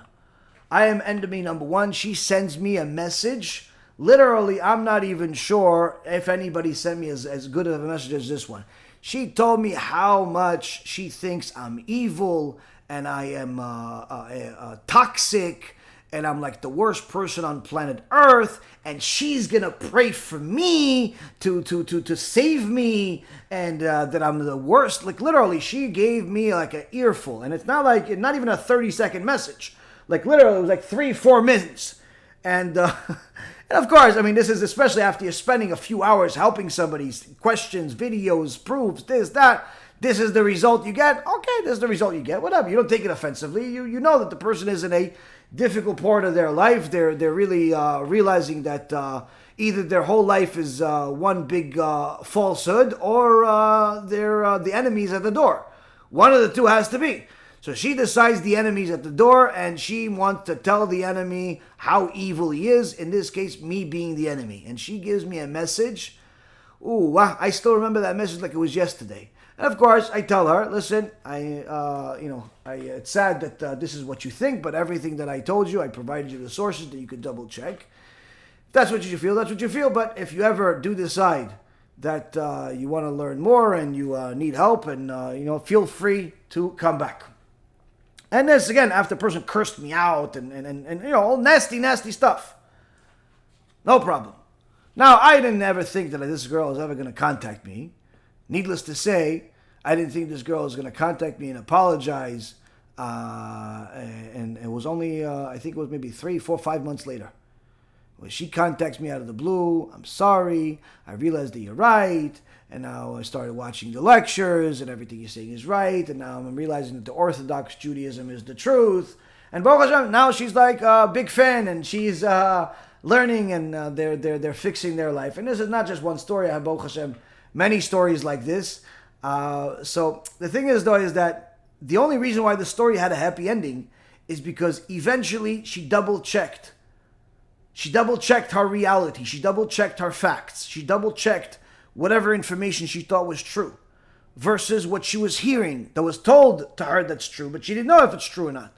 She double-checked. She learned. She invested some time. And she realized that everything she believed in was false. Everything that was told to her is true. And now that she has this, it obligates her. It obligates her to make changes. And it's not easy to make changes. Young woman, beautiful, everything, is used to the world appreciating her for her beauty and her body and all that stuff. Now has to become modest. It's a very big change for a woman. A woman that had no obligation to keep anything, not Shabbat, not kosher, all of a sudden she has to keep this. It's a big change. But Baruch Hashem, she did it, and other women have done it, and other men have done it when they were people of truth, and they really did invest the time and efforts to double check. Number one, the information that was given to them, and compare it to the information that they have. And anyone that has checked has arrived at the truth, Baruch Hashem. So when people want help, they have to realize that if you don't help yourself, no one can help you. And that's what Rabbeinu Yonah says in Shaarei Teshuva about 700 years ago. That if a person does not help themselves, ma tov lo ha-musarim. All of the musar in the world will not help him, he says, if he doesn't help himself by learning and fulfilling the truth. So B'ezrat Hashem, everyone takes that into account and applies this to their life. Next question coming from Charlie. When someone famous passes away, is it a mitzvah or a sin to tell people? I'm not really sure what you mean by someone famous. If you're talking about someone famous, like a famous rabbi that's a holy person, then yes, it is a mitzvah to tell people because you want more and more people of Am Yisrael to mourn his loss. In fact, it's critical. The bigger the rabbi, the more critical it is for every Jew to mourn his loss. Now, of course, they don't necessarily need to rip their clothes like they're mourning their parents or an immediate relative or a spouse, unless they were a Talmid Muvhak of this rabbi. But either way, every Jew needs to have some type of mourning for the big rabbis, for Talmidei Chachamim, for a kosher person. So it's certainly a mitzvah to publicize it so more people know about it. But if you're talking about some Hollywood celebrity or some type of athlete dying, no, there's no mitzvah of publicizing it, and in fact, it's most likely a sin to publicize it, because this will probably entice people to see these people's lives and their stories, and instead of learning Torah, they're going to be reading articles, or they're heretical books that were written by these people, or watching their immoral and immodest movies that they made, and or watching them play. So it's certainly not a mitzvah, and in fact it is going to cause a lot of sins, because it's at the very least bitul Torah, which is wasting time that's supposed to be spent on learning Torah, and two, it can lead people to making sins by seeing what these people do, and that's obviously not Torah. So no, don't publicize those types of people's death. In fact, the Shulchan Aruch paskins l'halacha that when a wicked person dies, let's say for example, if there was a Jew that was a idol worshiper, that was a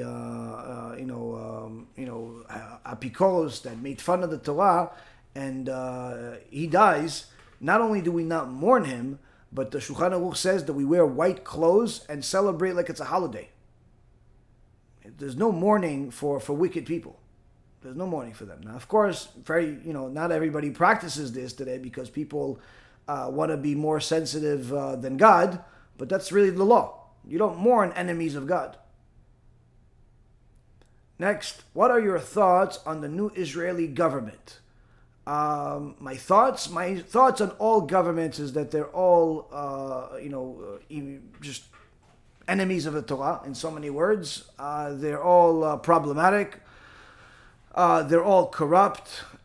Even if they show that they are not corrupt initially, eventually you see that they're corrupt. They all speak out of both sides of their mouth, but that's the nature of all politicians. No government or government member or president or prime minister is going to help the Jewish people. Even if this government member and prime minister was an Orthodox Jew, you could never rely on him to help the Jewish people. Why? Only God could help the Jewish people based on their actions. We can never allow ourselves to believe in any one particular person that's going to help us, even if he's an Orthodox Jew. Now, needless to say, the Israeli government is comprised of mostly apikorsim, heretics, people that are anti-Torah, people that are liberal, people that are not religious. There are some religious people there that are decent and are trying to make the best of it. So at least whatever we can do, we do to minimize the damage. But generally speaking, the government as a whole has always been an anti-Torah government, and will continue being an anti-Torah government until the Mashiach comes. Not just the government in Israel, the government in every country. Next question by Jeremy. I took my old tzitzit strings and tied them on a new beged. Can I bless GEHINNOM? And would I do that after I bless ala mitzvah tzitzit? You can't really do GEHINNOM because you have the tzitzit is the same tzitzit, and that's the ikar of the beged. So there's no GEHINNOM, but you would do a blessing on the tzitzit only if it's wool. If the beged is wool, but if it's a cotton garment, then there's no. You don't say the blessing of the tzitzit. You actually say the blessing of the tzitzit on your talit gadol in the morning, which you have in mind that will also count for your regular tzitzit that is a cotton or something like that. But if you're wearing a woolen tzitzit, then you can say a separate blessing for the mitzvah of tzitzit. But there's no GEHINNOM since it's the same thing you have. Next question. If your menorah broke after continuous use, how can you dispose of it? Is it even allowed to throw it out? Yes, the menorah can be thrown out. If you want to, wrap it, that's fine, but you don't have to. You don't have to. You could throw it out. Some people are a little bit more stringent, where they wrap it in plastic or tin foil or something like that, but it still goes in the garbage. But yes, you can throw it out with not a problem. Shomer Mitzvah is asking, why does the firstborn have special status, and why are they frequently not worthy of that status in the Torah? Esav, Reuven, Leviim, taking over the offerings. We actually spoke about this yesterday in the Jewish Intimacy series. Hashem decided that the firstborn are his. They are his property. The firstborn animal, the first fruit, the first child. They belong to him. And initially they were the high priests. until the sin of the golden calf, that was the case. After the sin of the golden calf, that's when Hashem took away that responsibility from the firstborn, and he gave it to the Kohanim. But until then, the firstborn they were supposed to be the priests of the nation, and that's what they were, the priests of the nation until that time. And in fact, when Mashiach comes, even though the Kohanim will continue their job as Kohanim, the responsibility of the firstborn will go back to a higher level than it is today. That's also one of the things that will happen at the time of Mashiach. Now, as far as the why are some of them not worthy of that status, that has to do with everything we spoke about yesterday, which is how were they consummated? How were these babies conceived? If you look at Cain, Cain came from the Zoama of the Nachash. So after Adam HaRishon sinned and ate from the tree of knowledge, that's when he was with his wife. But that was, the Gemara in Masechet Shabbat says, that was only after the serpent, was raped Chava. So the Zoama, spiritual filth of the serpent was in Chava, and therefore Cain came from that. That spiritual filth continued affecting mankind, and that's why for Avraham to complete this, to help the Tikkun of Adam HaRishon, he had to have 2 kids. So his first child had to take on the Zoama, which was Ishmael. Ishmael was the first child. That's where the Zoama came. Whereas the holiness was in the second child, that was Yitzchak. The same happened to Yitzchak.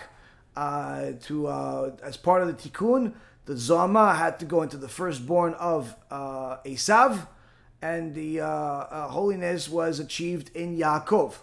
The only one that achieved perfection from the beginning was Yaakov Avinu, that he actually was used all of the teachings and the holiness that he gathered from Avraham and Yitzchak, from his grandfather and his father, to the point where he sanctified himself so much that throughout his entire life he never had any seed wasted in any way, shape, or form, certainly not intentionally and certainly not unintentionally, not even nocturnal emissions. And that's why at the end of the book of Genesis, when he gives the blessings to his children, to the tribes, he says, Reuven is the firstborn, he says, you are my first vigor, meaning that the first time that seed came out of the body of Yaakov was when he was 87 years old, which created his firstborn son, Reuven. That's how holy Yaakov was, where for 87 years, no seed exited his body. Now imagine, he was not married, he wasn't with women, but he was as holy as can be. So the success happened with Reuven. So when a firstborn is created in holiness, they have extraordinary spiritual powers. When not, then obviously they also have the opposite. Now, this is not to say that Avraham or Yitzchak or Adam HaRishon didn't have holiness or didn't do the act in holiness, but they were part of the original problem from the serpent. After Yaakov, that's when the rest of what I said applies, which is it all depends on how the children are conceived. If they're conceived in holiness, then holiness is what you get. More so with the firstborn than with other children. If they're not, then unfortunately, they're prone to a lot of problems. Let's just say that. Next question: is one allowed to light the menorah when it's not Chanukah? If it's a Jewish person is not supposed to use the candles for enjoyment or for looks or anything like that. No, this is not what we use the Chanukah lamp for. If a person simply wants to light candles, they could get themselves a candelabra or just a bunch of candles and light that, but not use the menorah that's used for Chanukah, because that creates confusion. certainly minimizes the significance of the time of the year that it is Chanukah, and it's just an inappropriate usage of the Chanukah lamp. There is a online simcha, I'm assuming you're meaning smicha, an online smicha program taught by a big Chabad Talmid Chacham. He teaches Ta'arovet, Basar v'Chalav, Shabbat, okay, then you get tested orally by big Rabbanim. The problem is that sometimes Manis will give a lecture, but it's optional and not required for the smicha. Is it okay to learn smicha with them without listening to Manis? Again, I can't give any type of support to any organization that I am not very involved in and familiar with what's going on behind the scenes.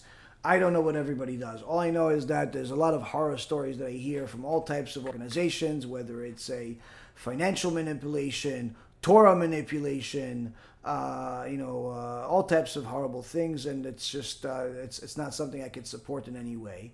That's number one. Number two, it's one of the things that we learned from the Torah in Masechet Sanhedrin Perek Chelek is a person that is a shutaf leish mashchit is considered wicked himself. If a person is wicked and other people are partnering with them, this makes them wicked also. So it's no secret that Manis Friedman is a heretic. There's no secret of the things that he says. He claims to be the most popular rabbi on YouTube and has a lot of views and fake subscribers that he buys every Thursday. But the point being is that this is not a secret. So those people that are working with him on a regular basis are aware of this, and if they still agree to have him speak on a regular basis, this does not speak very highly of them or their smicha program or anything that they do. That's number three. Number four, as far as if I were to recommend for somebody to get a smicha, I would recommend for a person to get a smicha that is acceptable by all of Klal Yisrael and not just Chabad.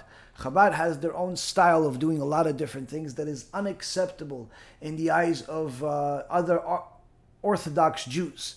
So if somebody is serious about getting a smicha because they want to be a rabbi, they want to teach people, they want to use this smicha, then I would get a smicha from a Orthodox Jewish organization that's not necessarily so particular about their shita of everything and so on. And there's plenty of them out there. This is not to say that this Chabad is bad. It's just to say that, again, if a person is going to use this smicha for to teach the public, I would not necessarily limit myself to Hasidut Chabad. That's third. But again, more than anything else, I think that the Chabad of today is nothing to do with the Chabad of the past. And this is actually the words of Arav Mazuz, one of the Gedolei Ador today. Perhaps probably the biggest rabbi in the world today is Arav Mazuz. And he says that a lot of very, very sharp things against Chabad. He calls them a lot of names that are definitely not complimentary, I can tell you that. He says that they're all Amei Aratzot, clueless, and so on. And he says that, and again, he's only referring to the people of today. The Chabad of today, even if you'll find a diamond in the rough here and there, but generally speaking, it's has no connection whatsoever to the Chabad that was built over the last couple of hundred years. The dedication to the Torah, the commitment to the Torah, the Yirat Shamayim, all of that stuff is unfortunately non-existent in many, many, many Chabads. In fact, it's become almost impossible to find a Chabad that has a normal keilah. You'll find good ones in every keilah, decent people in every keilah of every community. But as far as having a complete package where you don't have people believing that the Rebbe that died a few decades ago is the Mashiach, or he was God, or all types of other things that they have conjure up today. It's very hard to find. So I would not recommend it, even if it was a good one, simply because, or any other organization, unless I was involved in them. But in this particular case, there is some added material that you provided me, whether it's the involvement of the wicked mashchit manis or the other things that are an issue. Next, I'm wondering how National Director Conversion Services in Jerusalem can help me with conversion. They cannot help anybody. You can only help yourself. Conversion or departments, as far as the Rabbanut is not there to help anybody. If somebody is interested in converting, they come over there. They have a sponsoring rabbi. They follow whatever protocol they have. A certain amount of learning, certain amount of dedication to life changes and so on, and that's it. The person converts. For whatever reason or another, people think that rabbis, batei din, and are all there to cater to customers. Converts are not customers. Converts are people that want to convert to Judaism, and they're doing it for themselves. You're not doing anybody else's service or favor. You're doing it for yourself. Now, there are some that help more than others, or try to help, some more than others, but generally speaking, that's not the objective. The objective is to make things possible for people that are serious, people that are ones that are really have potential to be good converts. But as far as to help people, where people think that it should be free, or they should get financial assistance even, or they should get it expedited, all these types of things, that's not Judaism. That's customer service and commerce. It's not Judaism. Now, as far as this National Direct to Conversion Service, I don't really know what this organization does. I've never heard of it. If it is connected to the Rabbanut, where it actually converts people, then sure, they could help you convert. But if it's some of these other liberal organizations like ITIM and other ones that are, in essence, trying to fight the Rabbanut and the system that they have by pressing their opinions, pressing their agenda, then these are organizations you should stay away from. I don't know this organization. It sounds to me like it is similar to some of the wicked organizations, but it could very well be a righteous one, so I don't know what it is.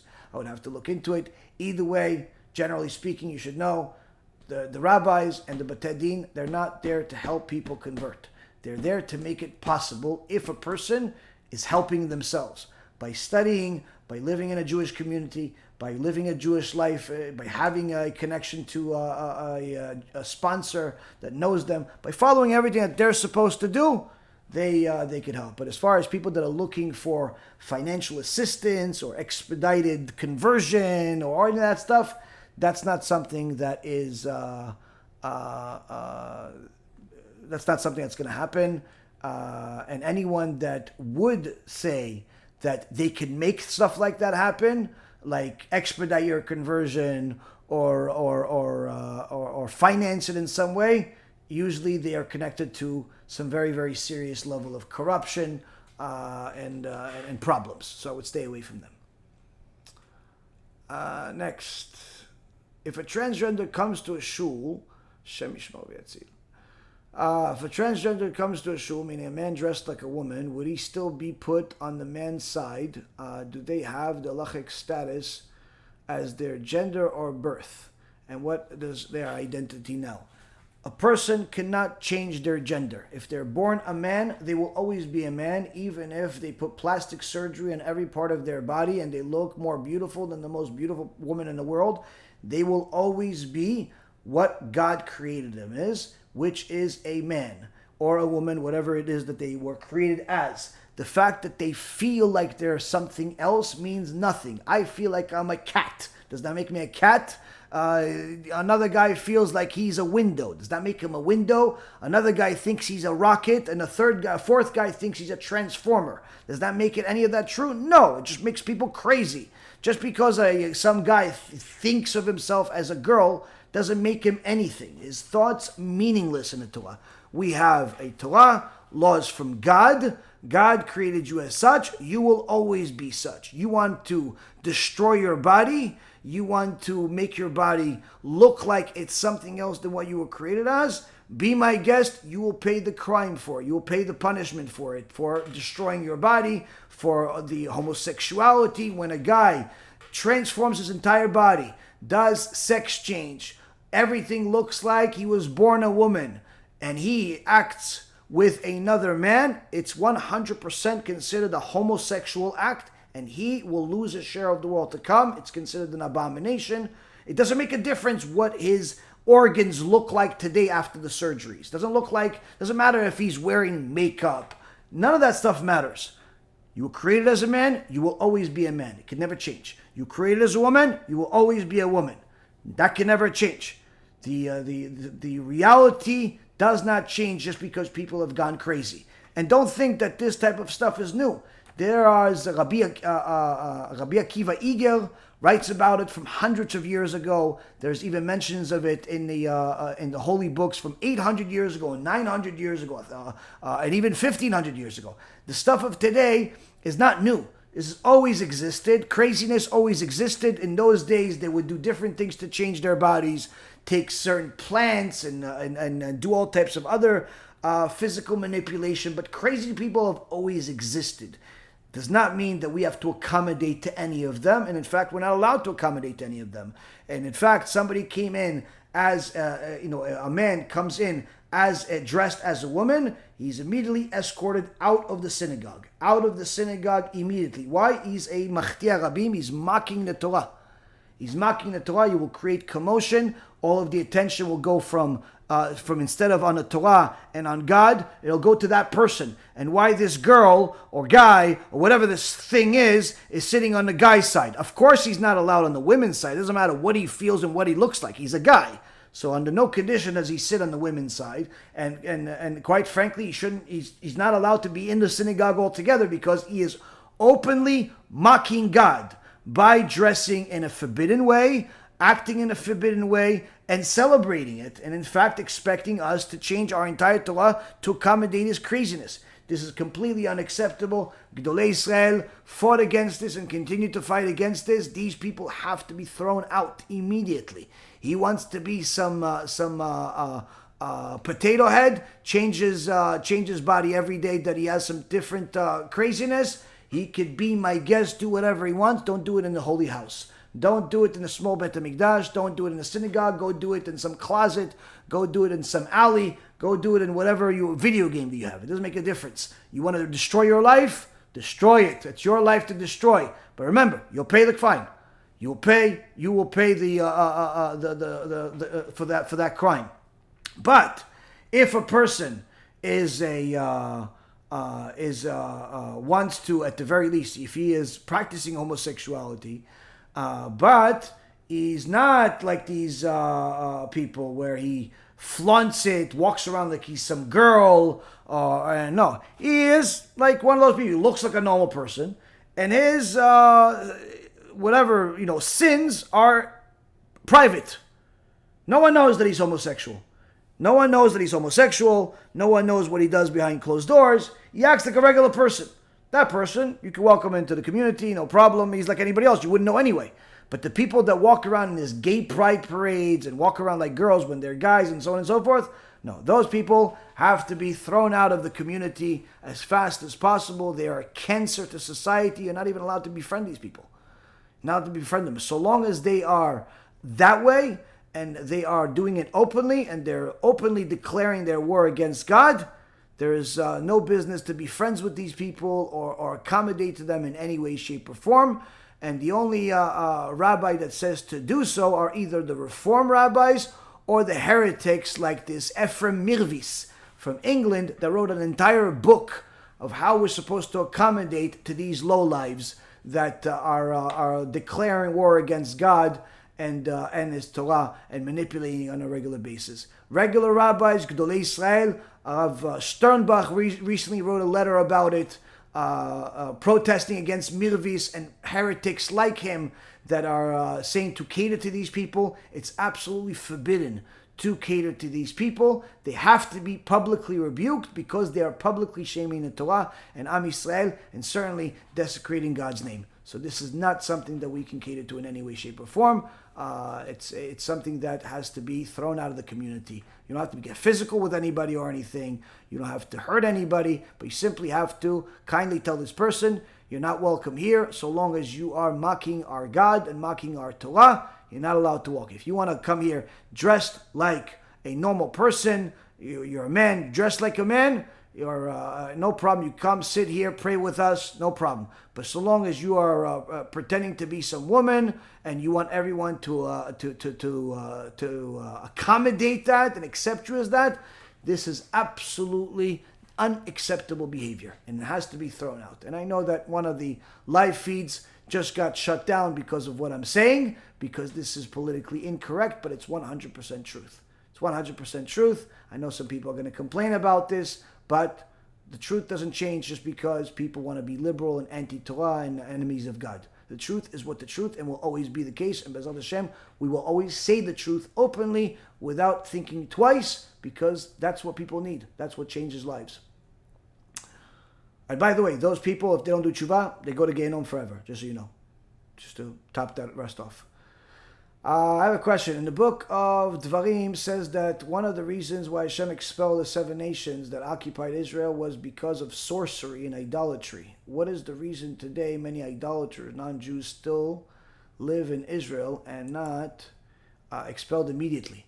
Well, that's because Am Yisrael did not listen to all of the instructions. God told them that if they had multiple options to do with the Gentiles that lived in Israel, either if they want to leave, they're welcome to leave. If they want to fight, kill all of them. Or if they want to stay, they have to become our slaves. That was, in essence, the instructions we got from God. But unfortunately, Am Yisrael did not follow that. The Girgashites left. Some of the nations fought us, which we defeated. But the rest of them that were left weren't kicked out. And they did not become monotheistic. They did not become slaves. They, in essence, lived among the Jews, and that caused a lot of problems, and which is still causing us problems until this day.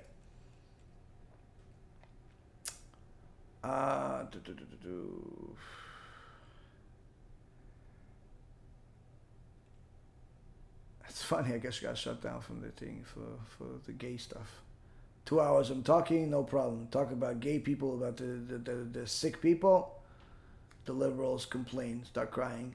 Mommy, take this guy down. Don't allow this truth to be exposed. Like them spitting their vomit on society and telling that society needs to accept your craziness, that you think you are something else than what you were created. You think that you're a cat, and people need to accept you because no one can decide your gender.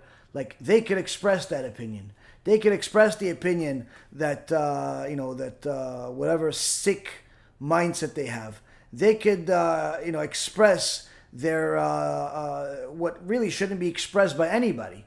Like, why do I care that you're homosexual? Like, why do I need to know that you are homosexual? Like, you don't see normal heterosexual men or women walking around with flags saying, oh, let's celebrate one day a year, that or every week or every day, or let me get special privileges or special attention because I am normal, I am heterosexual. Like, how come the heterosexuals don't have marches and speeches and special credit? Why not? Because it's stupid. Why don't the heterosexuals, generally speaking, they're not going to walk around and tell people, by the way, how you doing? How are you? Listen, I don't know who you are, but just so you know, I'm heterosexual. I'm married to a woman. Like, you don't see heterosexual guys do that. But with the homosexuals, they need to make everybody know what they do behind closed doors. Why do I need to know? Like, do you tell people what comes out of your body when you go to the bathroom too?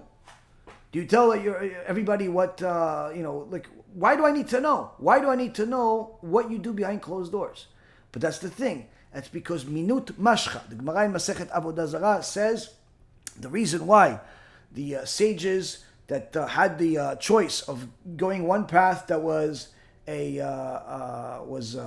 idolatrous building, like a church, and the other path was where there was prostitution. They chose the prostitution side. Why? Because the place of idolatry, that is minut, that's missionizing. That is something that is literally, once a person allows this tuma on them, they can't even stop themselves. They have to cause other people to believe the same thing. It's called minut. And minut is literally, it becomes their inner nature to missionize. The same thing goes with the homosexuals and atheists. They cannot be homosexuals and atheists by themselves. They need to cause other people. They missionize nonstop to cause other people to also, be homosexuals and atheists and agree with them. And why? Why? How come the normal people that are heterosexual, like the world has always been, the only reason why the world exists is because people are, heterosexual and a man is with a woman. How come they don't have a special day? How come they're not looking for special attention? How come they don't express what goes on behind closed doors? Why? Because it's the minut mashcha, the tumah of the homosexuals is something that is literally, it's beyond their control. The tumah that they create is they have to replicate the sin. They want to make other people do the same thing. So these are sick people, and to accommodate to them is like accommodating to a Christian idol-worshipping missionary. There's no difference between that. No difference. In fact, it could even be worse. How do we stop Chillul Hashem either by religion or non-religious Jews from happening, whether it's be fighting, cursing, acting, abomination, and so on? How do you stop it? By learning more Torah, publicizing more Torah, so other people learn the Torah, and the more people follow the truth of the Torah, the less Chillul Hashem there will be in the world. More Kiddush Hashem, there's will be less Chillul Hashem. Husband received a bottle of wine as a gift from his boss for the holidays. We heard there's a prohibition of taking such a gift. What should he do? Does this apply only to wine or other alcoholic beverages? First of all, the first thing that you have to look at is if the wine is kosher. If the wine is not kosher, you're not allowed to drink it. It's considered yain nesech. Yain nesech is wine of idolatry. There's no permission for a Jew to ever drink a non-kosher wine. That's number one. Number two, if it was given to you open, even if it is kosher, you're not allowed to drink it. Not allowed to drink it. So only if it was given to you completely sealed, never opened, and it's kosher. If it was given to you that way, then it's less problematic. But generally speaking, it's wine is the last gift you want to get from people that are not Jewish or not religious. I know many people are going to the tzaddikim grave sites to pray. Some leave notes there with their requests. How is this allowed? I know we can only pray to HaKadosh Baruch Hu in the merit of the tzaddikim. So why are people writing notes to these tzaddikim? Listen, it's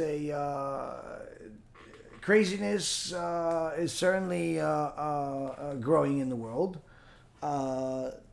There are certain people that do right things because they treat the neshama, righteous people that treat the neshama as that the neshama is still there, and they're writing a letter. But people take this stuff too far, and they pray to the tzaddikim. They do all types of strange behavior. So generally speaking, when it comes to tzaddikim, you never pray to the tzaddik. You always pray to Hashem in the merit of the tzaddik. And if you want the merit of the tzaddik to help you, you have to do something for the tzaddik, such as learn his Torah, take on an additional mitzvah in his merit. If let's say, for example, if it's an abandoned grave, or you could make it more beautiful. There's a lot of different things that a person can do for tzaddikim, but the biggest thing is to learn their Torah. When people start writing letters to the tzaddikim, sending it in the mail and all that stuff, and following all these programs where they tell you, listen, write whatever you want on our website and we will send it to the Rebbe, we will send it to this one. These are unfortunately people that are very spiritually sick, and I don't know, pray for them. Pray for the living people. Pray for the living people.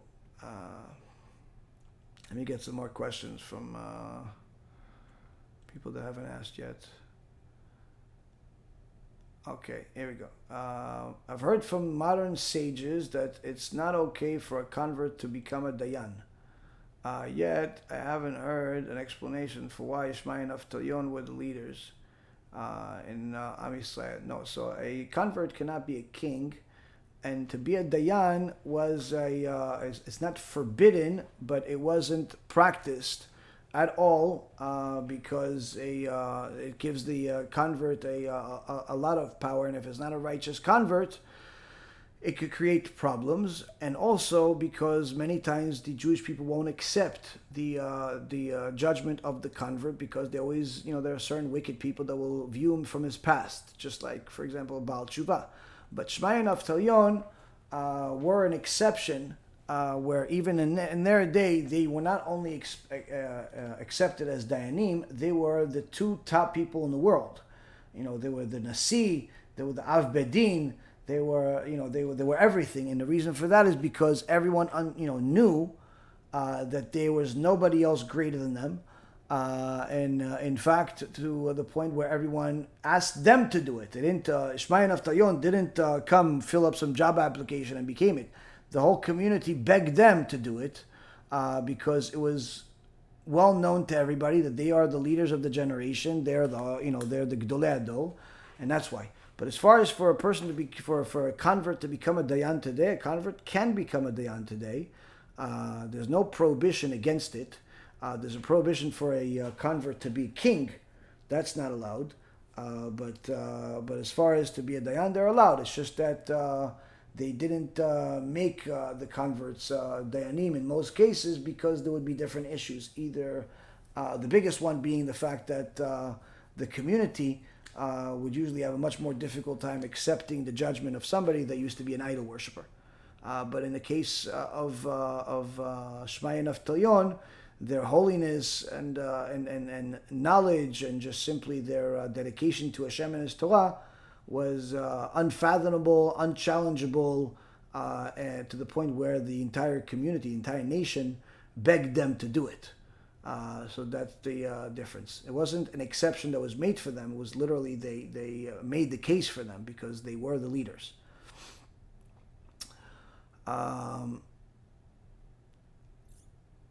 Is anyone else not getting notifications on Facebook for the lectures? Yes, the notifications are, unfortunately getting worse and worse. Facebook has been censoring us already for the last 3 years.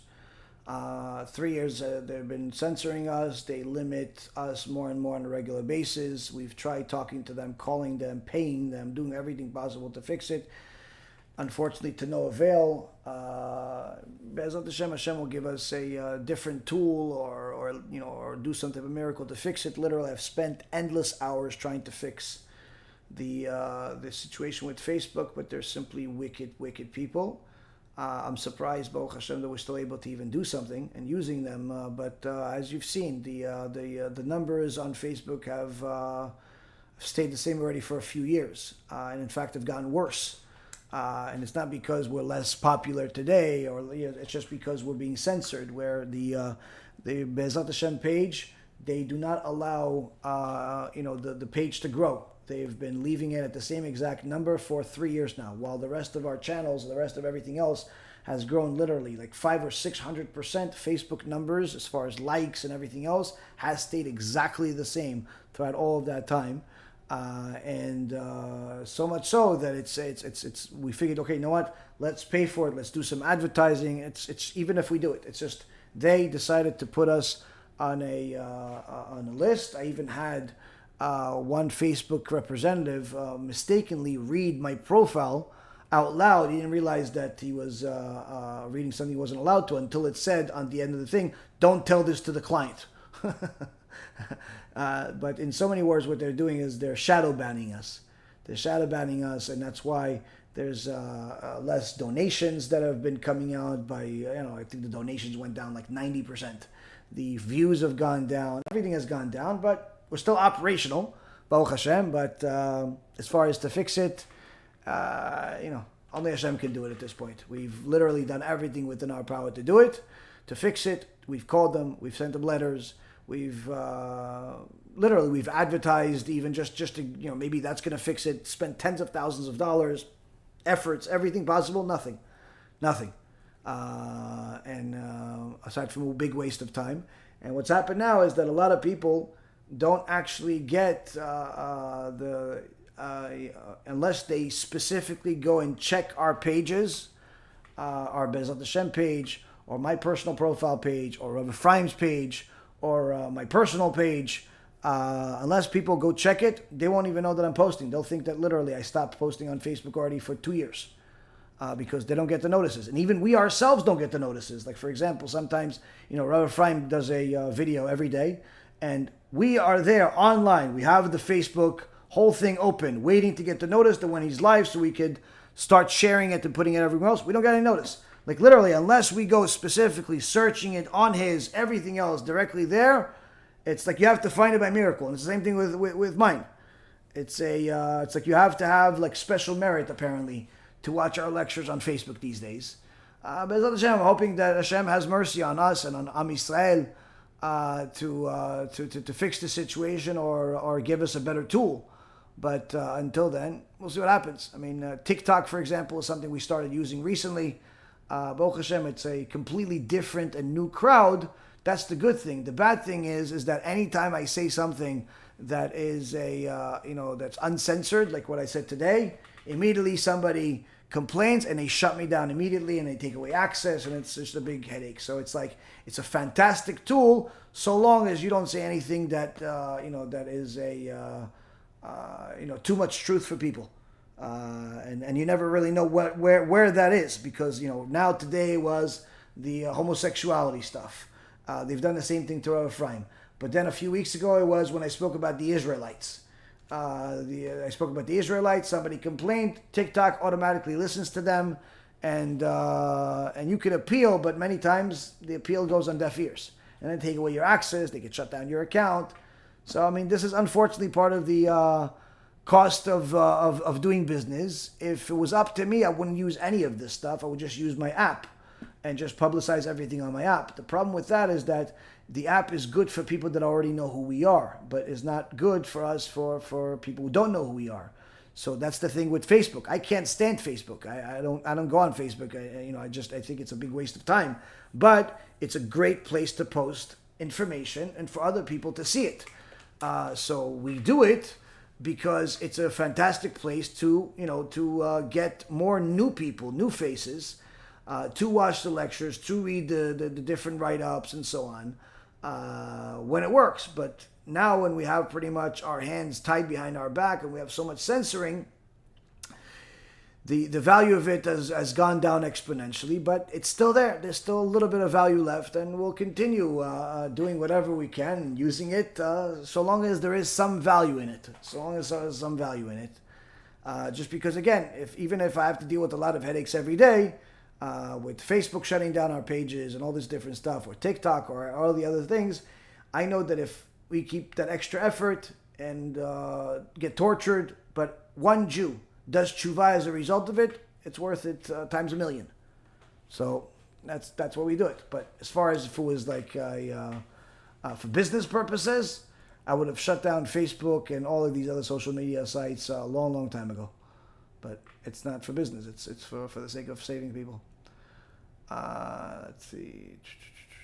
Next, how is Rabbi Hashem able to sing for Yaakov if it's forbidden to listen to a woman's voice and deduce pleasure from it? Okay, so this is actually something that we spoke about in last week, I think. Last week's parasha, we talked about the different laws of the Kol Ha'isha Irva.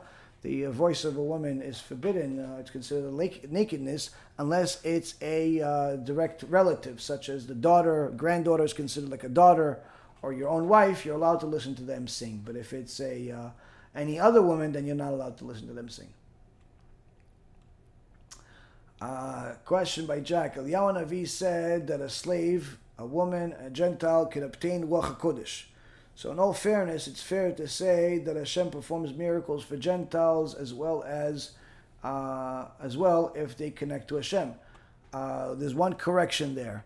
Hashem performs miracles for everybody, even if they don't connect to Hashem. In fact, if you look at the Ramban, Nachmanides, on the beginning of Parashat Bo, he says that a Jew has to know that every single thing that happens in this world is supernatural. Everything is a miracle. There's nothing that is non-miraculous, and anyone that thinks that there is miraculous and non-miraculous has no share on the God of Israel. In so many words, the Ramban tells us that everything is a miracle, which means that everything is done for the Jews, everything is done for the non-Jews, everything is done for the wicked, everything is done for the righteous. The fact that you take an apple, a steak, ice cream, chicken, salads, and all these things, and ingest them, and they all come out the same exact way. They all come out in the same pattern. They all go into the right part of your body. They don't go into the breathing section. They don't go into your arms. They don't go into your legs. They all come out of the body. That's not miraculous. The fact that you have two balloons, and those balloons are able to see everything and record everything that you see better than any camera can ever do. The fact that you have this supercomputer that has more wiring in it than a wiring that would require to circle the universe. In one brain, even if a person is not smart, same exact wiring. The amount of miracles that are in your digestive system, in your blood system, that your blood knows when it needs to defend itself, when it needs to defend the body, or when it needs to clot, when it needs to come out. Who told it to clot? How come if you take a bunch of blood from somebody, and as a donor, you put it in a bag, the blood doesn't clot, it stays liquidy. But if you cut a person, immediately the blood starts clotting. Why? Why is it not clotting then and it's clotting here? Who told it to clot? Is there a microprocessor connected to the blood? Yes, it's called Hashem. It's called Hashem. Same thing with the nervous system, the neurons, all of the atoms, all of the different things that make up the human body, all of the things that make up the universe. Is an endless amount of miracles in nature in order for it to exist. So everything is miraculous, and it's literally for everybody. The fact that there is here, one of the things that, coming from a business background, one of the things that always impresses me is commerce, is capitalism. How literally you have shopping centers all over the world. In Israel, in America, you have these shopping centers, this group of stores, and sometimes you go into these group of stores and you see that the parking lot is empty aside from the employees, but yet everyone more or less makes enough money to pay their bills, to pay the rent, to pay the employees, to eat. How does everybody even know that these stores even exist? How is there the one guy that's selling an ice cream, another guy is a laundromat, another guy is, selling paper, another guy makes a whole business out of selling Q-tips or selling thumbtacks. Like, people actually make a living from things that you would find ridiculous, but they make a living. And we're not talking about, because of marketing. Marketing wasn't always like the way it is now. But yet there's enough money for everybody to eat. There's enough sustenance coming from Shamayim. There's a story that Rabbi again once said that his grandfather was a tzaddik. He was a Baal Ruach HaKodesh. He actually got to see Eliyahu Navi once. Anyone that saw Eliyahu Navi is a special person. And he says that when he was younger and he worked in one of the mountains, they took one of these boulders and they broke it. They had to break the boulder. And he says, in the middle of the boulder, you're talking about a huge rock, like one of these beach rocks, huge boulders, this mountain rock, in the middle of the boulder.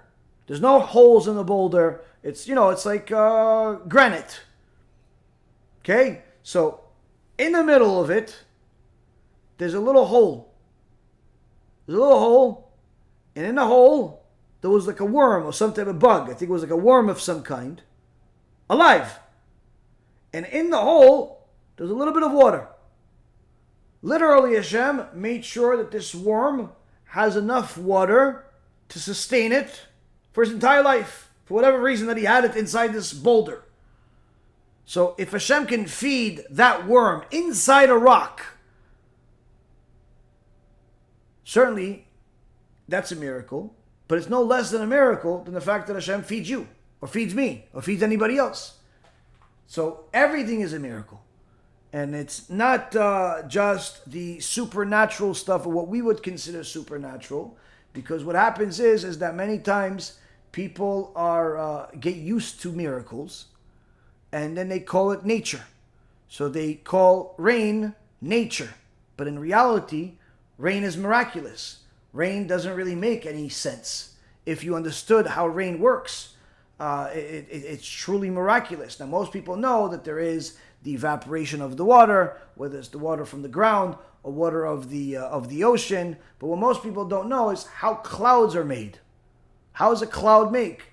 Now, the clouds are made by just a grain that can either come from a volcano eruption, or a grain from a sandstorm, or a grain from gas emissions. A little grain that floats in the air, and then eventually this water that evaporates goes into this grain, and it grows and grows, and it becomes a cloud. Now this sounds ridiculous. That's how clouds are. Now this cloud is not a regular thing. This cloud is a train that takes a huge amount of water from one part of the world to wherever Hashem wants to take it. That could be literally 1,000 miles away. So if Hashem wants to transfer an endless amount of water from Florida to New York, he doesn't need to rely on some water company.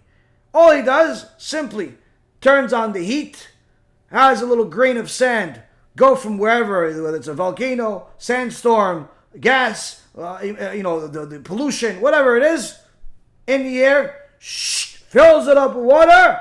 Here you go, first class shipment to New York. Rain is coming. What? That's what it is. Now, if that's not a miracle, what's a miracle? Now, most people, not only do they not know what I just said, but they look at a cloud and say, oh, it's pretty cool. Like, what's so miraculous about a cloud? Oh, maybe it looks like a dog. Oh, maybe it looks like a cat. Oh, it looks like a transformer. That's miraculous. No, the miraculous part is, what is a cloud? Where does it come from? That's what we call it. So the more a person understands the beauty of the creation, the more they understand how literally there is nothing that is not miraculous. Nothing that's not miraculous. Everything is miraculous. Everything is miraculous. And that's the beauty. That's the beauty of the creation. That the creation is a testament to the divinity of the Creator, to the infinite wisdom of the Creator. And that's the beautiful thing, and that's also why the punishment for people that are ungrateful for all of these miracles that Hashem gives them is so severe, because literally Hashem gives people an endless amount of miracles to allow them to hear, to see, to eat, to procreate, that a putrid seed turns into a human being. That's not miraculous? I remember speaking to one doctor, and she told me somehow the whole concept of religion came up, and she said, I don't understand people that don't believe in God. And I said, why? I said, I see God every day. Anytime somebody sees how a baby is formed, there's nothing more miraculous than that.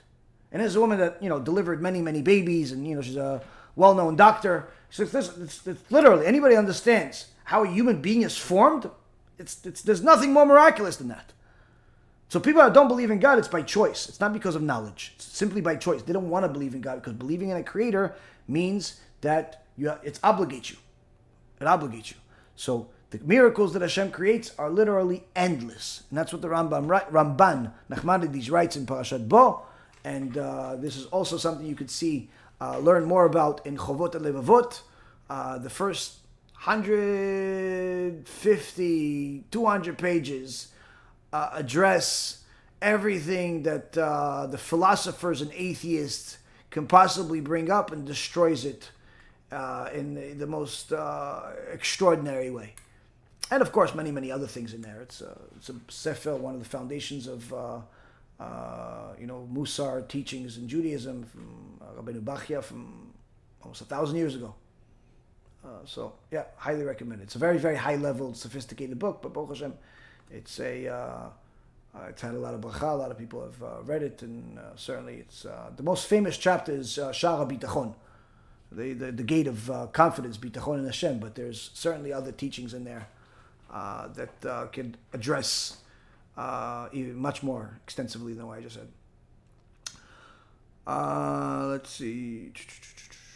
All right, here we go. Todah for the opportunity of Torah. Please question. Okay. How to do with a parent that says that has improved aligning to the true of Torah, but still sticks to anger, blaming onad dvarim, refuses to get a rabbi himself. A person that says that they are Torah observant, but doesn't have a rabbi, that means that person does not understand what being Torah observant is.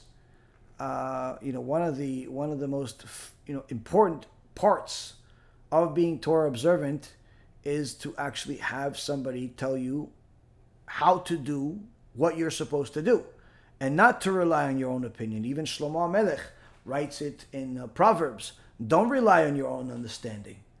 You have to have a rabbi. And if a person says, no, but I read the books and the sages tell us. Who says that you're understanding what the sages said? So that's the thing. A person that does not have a rabbi, the Gemara in multiple places says God hates him. Why? Because this person is so arrogant that they simply assume that they know more than everybody else. And they could literally be living a mistake their whole life, but thinking that they're righteous. So a person that does not have a rabbi has a very, very big problem with God, more than anybody else. That's number one.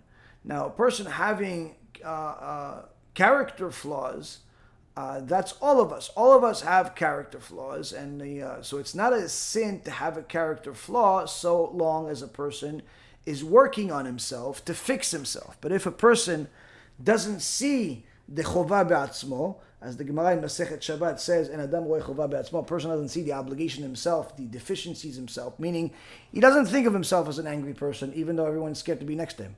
He doesn't think of himself as a cheater, even though all of his customers cry home after they deal with him for 5 minutes. They're all victims, they're not customers. Some wicked guy, Slifkin announced recently, we almost have 3,000 subscribers. I was almost inclined to send him a mail saying, no, don't call it subscribers, call it victims.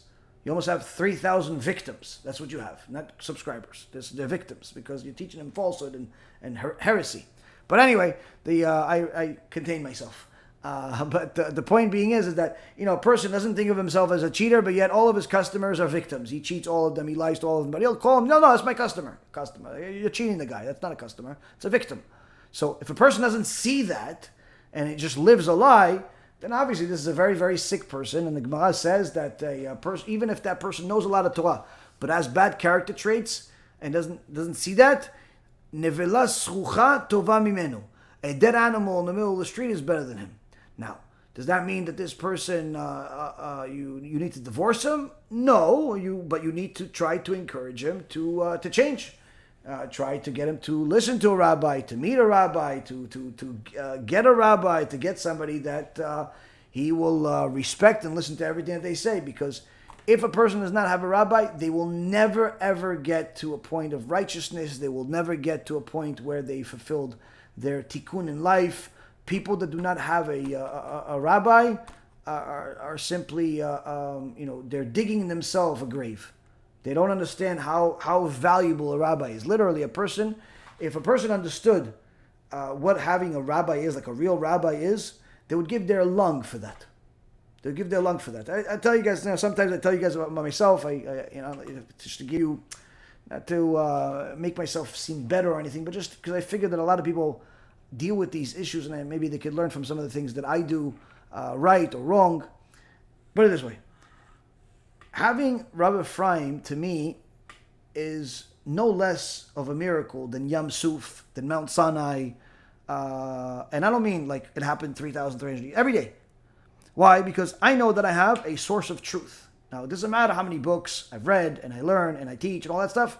I have a source of truth. Anytime that I'm wrong, anytime that I've questioned, every time I have a place. I have somebody that I know, knows for sure better than me, more than me, has my best interest in mind, and I could ask him any question, and I know that he's going to tell me the truth. He's not going to do things to appease me in any way, and this is something that to me has been the biggest transformation more than anything else, because my whole life I was the leader. Everybody listens to me. Everybody respected me. I was the guy that had the money and da. And even though people still do that to a certain extent, but it's not the same thing. Why? Because now when somebody listens to me, they're listening to what the Torah says. I'm just simply preaching it. I'm telling you what the Torah says.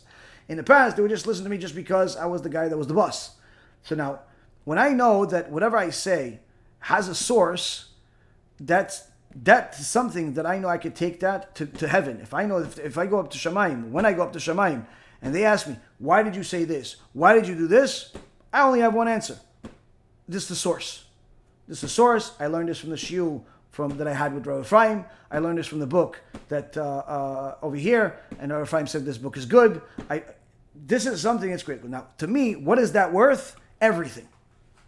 Everything is it's worth. So that's why I invest everything I possibly can into that relationship, which means that whether it's money, time, effort, everything that I possibly can, I've put into that relationship, and will continue to B'ezrat Hashem to put into that relationship. Which means that if Rabbi Ephraim tells me, which happens at times, it's 4 o'clock in the morning, I'm tired, I need to go to sleep, I finished a long day of work, I want to go to sleep. Rabbi Ephraim sends me a message. Hey, you feel like learning?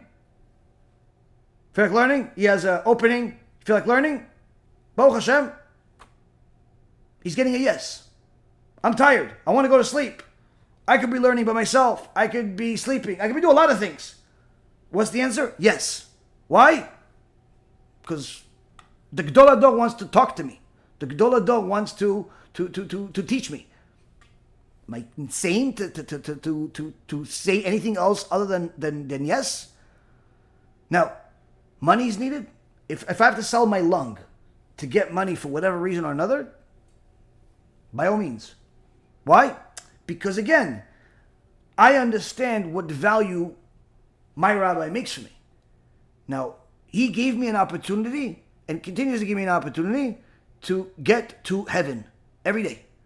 The problem with most people is that they don't see their rabbi, needless to say, rabbis in general, as such people. And they'll even mock everything that I just said. Oh, he idolizes them. I'm not idolizing anybody. I trust me, I know where I stand. I have it's simply, people don't understand the value of a rabbi. And this is why the Torah says, when it comes to the laws of how to treat your rabbi versus your own father. If there is a lost wallet, your father lost the wallet, the rabbi lost the wallet. Or your father was in prison, your rabbi's in prison. Who do you free first? Your rabbi. Your rabbi you free first. Your rabbi you get the wallet first. Unless your father is Talmid Chacham. Why? Because while your father brought you to this world, the rabbi is the reason why you're going to eternity, why you're going to heaven. No, it's not my father. No, it's not your father. It's the rabbi. That's what the Gemara says. A person that teaches a person Torah, he is becoming a partner with the Creator himself. He's considered like he created him. Now, do you think anybody considers their rabbi like he created him? No. Most people are obnoxious. Most people are disrespectful. Most people, they could literally take every single ounce of your energy, every single ounce of your effort, your money, your time, your resources, your everything. And after they took everything from you, they'll spit at you in your face and say, no, listen, I have a different rabbi. I learned from you enough. I'm going to learn from somebody else. Or they think they're doing you a favor because they're sending you a few shekels. Oh yeah, no, I'm sending this rabbi $100 a week, so he owes me his life. Like, people have no concept. They have no idea. Like, literally, if you took every single penny that you have in your bank and you gave it to a real rabbi, someone that's your rabbi, it wouldn't be enough. It wouldn't be enough. Every penny you ever had from the beginning of your life till the end of your life, and you lived in debt your whole life, you gave it to the rabbi, a real rabbi. If I took every single penny I ever had and I gave it to Rabbi Ephraim, it wouldn't be enough. It wouldn't be enough to pay for a single day. Now, most people think I'm insane. Why? Because they don't know what a rabbi is. Who knows what I'm saying? People that are real Talmidei Chachamim. People that have real Yirat Shamayim, people that have a real rabbi. Now, most people don't know what a rabbi is. People know YouTube. People know Google. People know videos. Today they like this rabbi. Tomorrow they like that rabbi. Today they like this book, tomorrow they like that book. You know, people shop around. Like they change shirts, they change rabbis, they change opinions, they change everything. Why? Oh, listen, I listened to him for a while, but then he said some things about homosexuals. I don't like that. Even though I'm not a homosexual, still I don't like how he talked about homosexuals. You know, today I listened to him, but I don't like how he talked to me one time. Oh, what did he say to you? Oh, he rebuked me. He said that I'm wrong. Maybe you're wrong. Well, I was wrong, but still I don't like I don't like it. And that's the thing. People have no concept of what they owe their rabbi. They have no concept. So if I tell you that you have to give up your life for your rabbi, people think, what, are you crazy? What am I, some security guard for the president? No, it's much more. It's much more. But that's the thing. If a person understood what a rabbi is, it wouldn't even dawn on them to do anything contrary. I have people that literally, I know, that I've helped them convert. Like this is like even more than like this is, you have tshuva and conversion. Pretty much you created a person. Person was going to hell for sure. Either because he's an idol worshiper or he's an idol worshiper. Either idol worshiper is a Jew or idol worshiper is a non-Jew. You helped him get on the right road. He now has a chance. She now has a chance to go to eternity. Now these people, technically speaking, they owe me or whoever made them do tshuva everything they have. And it still wouldn't be enough. Why? Because the only reason why you're going to heaven is because of what happened. You know what you get instead? Cursed at, yelled at, disregarded, ignored, mocked, backstabbing. But we still do it. Do you know why we still do it? Multiple reasons. One, we serve the Creator. We serve HaKadosh Baruch Hu, and we know that HaKadosh Baruch Hu misses his kids. HaKadosh Baruch Hu misses his kids. So if I could serve HaKadosh Baruch Hu, what could I possibly give him? Nothing. The only thing I can do is exert whatever efforts and energy and health that he gives me to try to bring his kids back home. That's the only thing I can do for Hashem. Nothing else. The mitzvot is for me. The Torah is for me. Everything is for me. The only thing I can do is bring my Father in heaven, bring my Creator, bringing a Kadosh Baruch Hu, his kids back. So that's the first thing. We serve Hashem. Number two, we know his kids are stubborn and sometimes foolish. But they're still his kids. Just like anyone that has kids, kids are annoying sometimes. They don't want to go to sleep. They don't want to eat. They're disrespectful. You just gave them a present. They don't want it. Kids are kids. But guess what? If you're a good parent, you're going to invest as much as possible into that kid. Why? Because you love that kid. He's your kid. He's a piece of you. So these are Hashem's kids. And in order for us to show love for Hashem, we have to love his kids. Yeah, but they're stubborn and they're obnoxious and everything else. Yes. And guess what? You are too. And I am too sometimes. And that's the way we all are. But that's why we have the Torah. So we're here to serve Hashem. And we're here to save his kids. And one of the other reasons is because we know that so long as a person does not know the truth, they're like a blind man walking in the darkness. That blind man or woman doesn't know that they're walking in darkness. That's all they know. Now they may think of themselves as religious. They may even think of themselves as a scholar. But in reality, they're walking in darkness. Now, if you know that he's walking in darkness, you know that she's walking in darkness, and they're pretending like they see colors, but you know for sure they're walking in darkness, you going to make fun of them? No. You're going to mock them? No. Get angry at them? No. Why? You feel bad for them. Poor guy is pretending to see colors even though everybody knows he's walking in darkness. Yeah, but he's ungrateful and he's terrible and he's stingy and he's this, and instead of, supporting the cause, he's supporting somebody else's cause, and instead of giving you the time, he gives somebody else the time or something else the time. Yeah, he's walking in darkness. She's walking in darkness. They're walking in darkness. They think they see colors, but they're walking in darkness. So part of your avodat Hashem, part of our servitude of Hashem, is to understand that we need to bring Hashem's children back. We need to be patient with them because they're His kids, and that's our expression of love for Him. And there's no reason for us to be upset at them because they're walking in darkness. It's like being upset at somebody that is mentally deficient or disabled in some way. You can't be upset at them. Somebody's missing arms and legs, and you tell them, run over here. And obviously they can't. It's no different. Person's blind. He thinks he can see. He thinks he's powerful. He thinks a lot of things. Now, of course, this takes a lot of work and effort and patience and prayer and crying and maybe ripping out a few hairs out of your head once in a while. Yeah, sure. No, and it's you have to, if you want to do kiruv successfully, you have to get used to a life of agony and people breaking your heart and people backstabbing you and people betraying you and people you saved. You took them from Gehinnom. Gehinnom, do you guys understand what Gehinnom is? Anyone that wants to have a concept of Gehinnom, go watch the movie, and that's like 1% of 1% of 1% of what real Gehinnom is. You took them from there, and now they're on the right path. And what do? They have an event where top conversation, making fun of you. Making fun of you. Now, these people, they're poor people. Now, yeah, you could say it's frustrating. How could they do it? They're poor people. They're miskenim. Why? They don't know how to say thank you. They don't know how to appreciate. They don't know what kind of risk that we're in. They don't even understand what you did for them.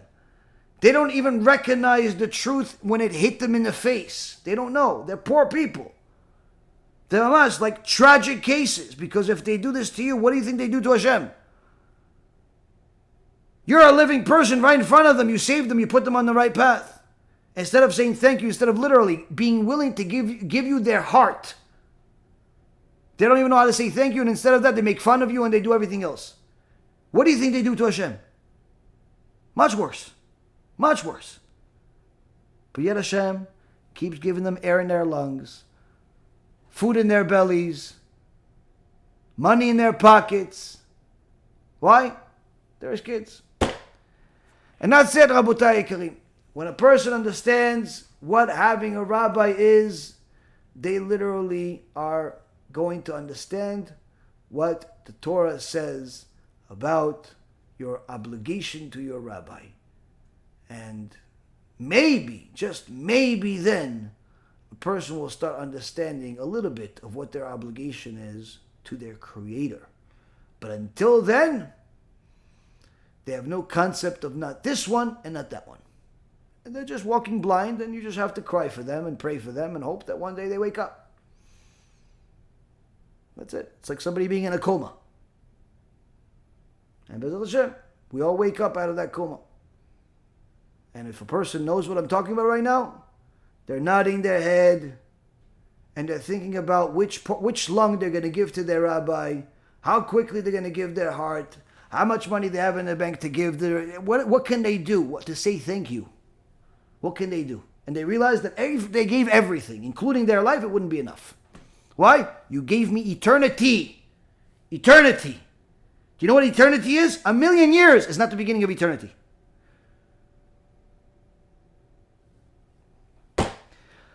Be'ezrat Hashem, we will one day understand what it is to have a rabbi, will merit to have a rabbi, and most importantly, will merit to learn enough from that rabbi to connect to our Creator. Shavua Tov, Shavua Mevorach to everybody for the rest of the week. Thank you for learning with me. Baruch Hashem, we're going on almost 3 hours. Hopefully this was as productive and inspiring for you as it was for me. And B'ezrat Hashem, we will see each other again next week. Kol tu b'cha v'atzlacha. Baruch Adonai le'olam. Amen ve'amen.